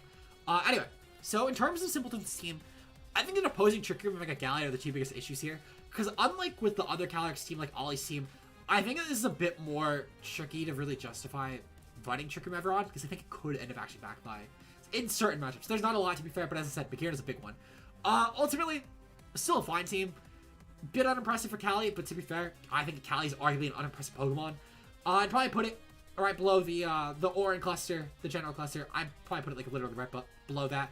Still a team that could do well, but I think it's gonna have a bit of an issue as a whole, maybe getting at certain matchups. But could definitely still do the work. 29 teams in Null are a bit harder to really pull off. So maybe I can catch some stuff on matchup. Cali is just one of those really good Pokemon doing that and abusing teams with weaknesses, so we'll see. Next we have Slade's team. Slade's team in Arceus. I really like Slade's team a lot, actually. I helped him draft, so I gotta give a bit of bias there. But Bakirna, Mega Latias, Zera, Zarude, Donphan, Milotic, Zapdos, Galar, Slurpuff, Arrow, Chandelure, Crustle, and Skuntank. So, one thing I will say to Slade's team, Slade got so fucking bailed that he drafted illegally by picking up Naganadel Bakirna. Ridiculously fucking bailed. So fucking bailed because of the fact that it helped him a lot with ground types. Being able to pick up Mega Latios helps a ton with that synergy. I think Mega Latios Bakirna was so much better of a pair anyway. I think options like Zarude here benefit a lot as well. Being a really good ghost killer. The speed gap, I guess, actually never mind, it's not a speed gap because I forgot about Aerodactyl speed. So Aerodactyl helps a lot here as a just general fast option. I think it's actually a pretty good one in this team. The hazards are pretty good. Kind of wish Slade picked up a different option than Skuntank. I don't actually know why Skuntank was picked up here. I could have sworn we discussed a lot of better options than Skuntank. But nonetheless, it's still not a terrible option here as a backup. Backup Dark type, for example, revenging off stuff like Gengar, slightly better than Zarude might because it's at the very least not weak to fighting for Focus Blast or weak to Gleam from Gengar. So it could maybe help a lot with that, especially with the Sucker Punch priority. So has some options here. It's not a useless option here, but it's not huge on it. Bakirna is just a really good sweeper on this team, and I think the team does benefit Bakirna a lot, and I think it's a really good Bakirna focus draft.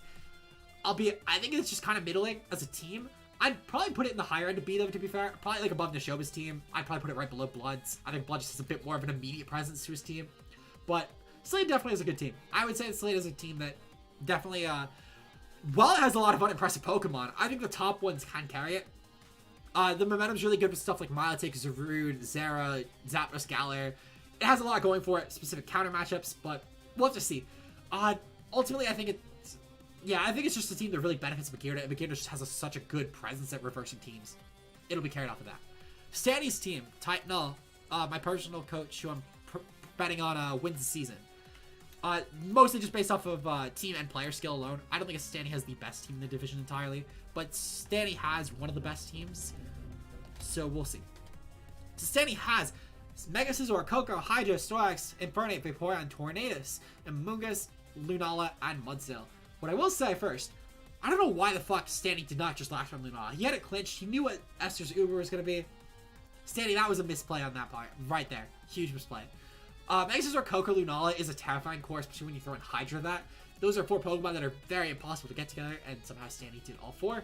Don't know how he did it, but great job there. Lax is a phenomenal Ghost Switch in. We have Hydra's a phenomenal offensive response. Hydra's are pretty terrible here, though, to be fair, they're somehow better than a lot of Null, so I'll give them that. Infernape is a really good Suicide Lead, if nothing else, and Mudsdale is a pretty consistent rocker. The pivot's really good with Koko, Infernape, Koko, Infernape, Hydra, Mega Sizz. Really, really phenomenal. I took every mon I drafted after Lunala. Did you really? Oh my fucking god, but transaction's not updated for this. Give me 1 second. Give me 1 second, I'll update it. Transactions, null. Yup. Oh, never mind. No, you did pick that up. Okay. So yeah, this is updated then. Okay, had to make sure. Well, even still, never mind. Yeah, that's right. Lunala was the last pick. Okay, I take it back. Okay. So then in that case, Lunala was the last pick. Okay, so then this is a bit less of a knock there, to be fair. The offensive presence overall is really strong in this team. Defensive presence isn't terrible. It's gonna be pretty reliant on Vaporeon wishing it up though, with stuff like Snorlax getting wished back up, for example, or just clicking rest. Mungus will bank off. Actually, Mungus with regen's pretty good. I take it back. I don't know. It's a pretty good team. I would probably put this like very high A, to be honest. I'm gonna put it right below Hahedus' team, to be honest. Hahedus is a pretty hard margin to beat, and I'm actually gonna add another tier to accommodate for this. So we're gonna add in a row right below. This will be pink. I'm not gonna read you colors, but this will be S. This will be A. We're gonna move down like Marcus, Pew.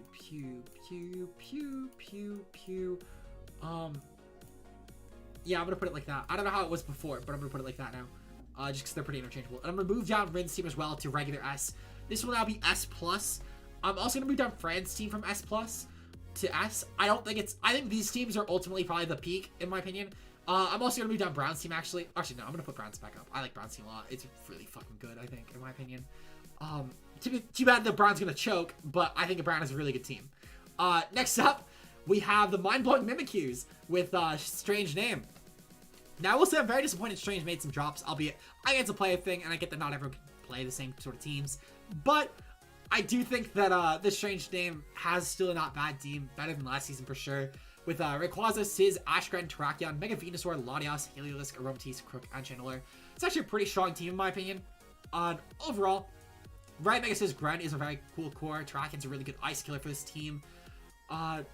So, in terms of what I want to do with this, let's see. The momentum's not terrible. It's going to be really reliant on a lot of fast momentum, though. Sizz is a really good slow pivot there, to be fair, to accommodate for this. I think Chandelure is kind of a weird pick, but it's not terrible here by any sense. To be fair, I will say I did pick this myself. This was not a pick that Strange did. I picked it mostly just for, like, a Flash Fire combination with Sizz, but there really wasn't a lot left that really fit this team. It just kind of awkwardly sits on the team, though, to be fair. It's just, it's sadly just a relic of what was left on the board at the time, but still does exist here nonetheless. Hazards are pretty cool with Crook and Ashgren being really good hazard options, but sadly, they're not the best. Terrakion does help a bit with this, but still, overall, yeah. Maybe I guess Chandelure could have been picked for another option, but again, it is what it is. I think that Chandelure still fits kind of fine, but it's really awkward because there are other Pokemon I kind of wish this could have been, but it's just mercy of what Strange Name wanted me to gun first, and then what kind of had to be focused on otherwise. So I will still kind of give Strange, like, 20% of the fault there, because it was ultimately coming down to what picks I had to focus on first for his team, and then he ended up dropping a lot of those ones too, so I will knock that at least where it is due. Skarmory, I think, was a bit of a better option, to be fair, because Skarmory did provide a lot of really good hazards for this team, actually. And I think, truthfully, I will say Skarmory is probably the only drop that I think really hurts not being here, because I think that the spikes and rocks and just general presence Skarmory provided was really good for this team. Now, where do I want to put this team? I think this is probably like a really low B. I'm going to put it like right below Money's team, but I do think this Strange's team actually improved a lot from last season. I think it's really good. So shout out to Strange. He did a really good job, even with his free agents. Even though I hate the free agents happen, I do got to give him props where they are due. So finally, we're on Vanilla's team. So Vanilla, I do have to acknowledge that Vanilla did take over for a team. So cannot knock Vanilla entirely for this. So Vanilla, though, did pick up a pretty decent team nonetheless. Mega Mewtwo, Y, Zapdos, Hydra, Ferrothorn, Victini, Keldeo, Snorlax, Nidoqueen, Sneasel, Mischievous, and Granbull. So, I want to make sure really quickly this was done after free agents, because obviously Vanilla typed this in after the deadline.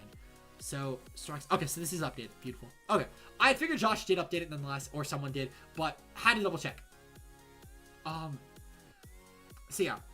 What can I say about, yeah, no, I know I picked it, Strange Name, and by the way, I wasn't sure if you were Slade or Strange Name, because I know if both of your names came, it was very private for some reason for me, and I couldn't tell you why. And I know I did pick it, but, I did still have to mention that, that it still was a bit of an awkward Pokemon there. It just more so came down to prioritizing what you wanted versus what was around, and god damn it, this is why I didn't want to switch typing it stuff manually. Okay, well, oh god damn it, I typed Explorer, okay. Well, we're going to fix this nonetheless. Thank you for fixing that, chat. I appreciate it. So, Mega Mewtwo X instead. Now, Mega Mewtwo X, I think, actually does fit the team a lot better, to be fair. Because Mega Mewtwo X is a really strong offensive killer to Ice types, which this team did lack a pretty good Ice Switch in. The best Ice Switch in here, albeit, would really be like Victini or Keldeo, which neither of them really want to necessarily switch in immediately on Ices, to be fair, because they're not Pokemon that want to switch in a lot. The team has a really good offensive presence. Mega Mewtwo X is a phenomenal offensive Pokemon. Victini, I'm not huge on Mega Mewtwo X Victini. For some reason, I remember this not being the first time it's been drafted as a core. Still not huge on it. Maybe if, like, Groudon was also, like, if it was a free redrafted Groudon was here, I would like it a bit more. But I'm not huge on Victini without Groudon. I still am not. Though, not terrible. As a dual psychic, there could be a lot worse. Zapdos is pretty cool. I love Zapdos Mega Mewtwo X. I think it's really one of the best Mewtwo X pairs you can get. Hydra's also really cool here. Oh, you know what? Thick Max Max. I guess it's pretty good. But, like, I don't know. I feel like this team really could have benefited from a good Wish Passer. Albeit, I know it's kind of hard taking over post-draft and then just kind of getting slapped or something. So, I'm not going to entirely blame Vanilla for that, to be fair. Granbull is also pretty cool on this team, actually. I like it a lot. Granbull's not a Pokemon you really fit into every Uber's draft, but it does serve a pretty good purpose as an Intimidator here. Actually, I think it fits really well. The hazards are pretty good, albeit they bank on 2 Pokemon, but they're 2 very good hazard setters in Ferrothorn and Nidoqueen, 2 very strong options. And they provide pretty much every hazard. In fact, they actually provide every hazard besides webs. So, I'll leave it at that. The momentum's really good with stuff like Zapdos, Hydra, Victini, albeit it all clusters around the 97 to 108 mark. So, that is a bit of a knock right there. In terms of where I want to rank this team, I think I'm going to rank it, like, right above, like, right below the Solgalios, right above Riz's team. Albeit, I think this is another pretty close cluster, like, all the way to Raz's team, I would say. So, yeah, that's the BBL post-draft power rankings. I'm going to post a screenshot of this in the announcements, albeit this is just my opinions, as well as the opinions on my personal team from other people, because I didn't want to be biased this time. I know people were upset with my team ranking last time. When I personally, definitely, I will be the first to admit, I very, very highly overrated my team pre-draft, and I really, really felt a lot of the criticism that a lot of people mentioned in the season as it hit. So I will definitely be the first to admit I was very wrong in that, which is why I wanted to call other people to rank my team this time, because I think I very much overestimated. I would probably personally, if I had to personally rank my team, I don't think it's the best team, but I would probably personally put it like around the Blood to Savage, actually Blood to Amel ranking, somewhere probably like right between the Chandelure teams, if I had to personally rank my team. But I definitely do think that there is a lot of merit to what other people were saying, and I think it's totally fair, because a lot of my momentum ranks falls on a lot more defensive Pokemon, which could be kind of an issue. So I do want to mention that. I think that the criticisms are very fair in the chat, and I think that I'm glad that I got other people's takes on it, because I think that they mentioned things that I would not have otherwise thought of. With that said, hopefully you guys enjoyed this very long stream. It was shorter than I thought it would be. I'll be honest, I thought we'd break the 3-hour mark. If you guys enjoyed, leave a like below. Subscribe for more content like this. I'm going to try and stream my BBL run. It will not be uploaded, but it will be streamed only. I'll also be doing, obviously, daily Wi-Fi battles, showdown lives when I don't have Wi-Fi battles, draft league content for not BBL as well, so hopefully you guys stay tuned for that. With that said, I'll see you guys later. Peace out, guys.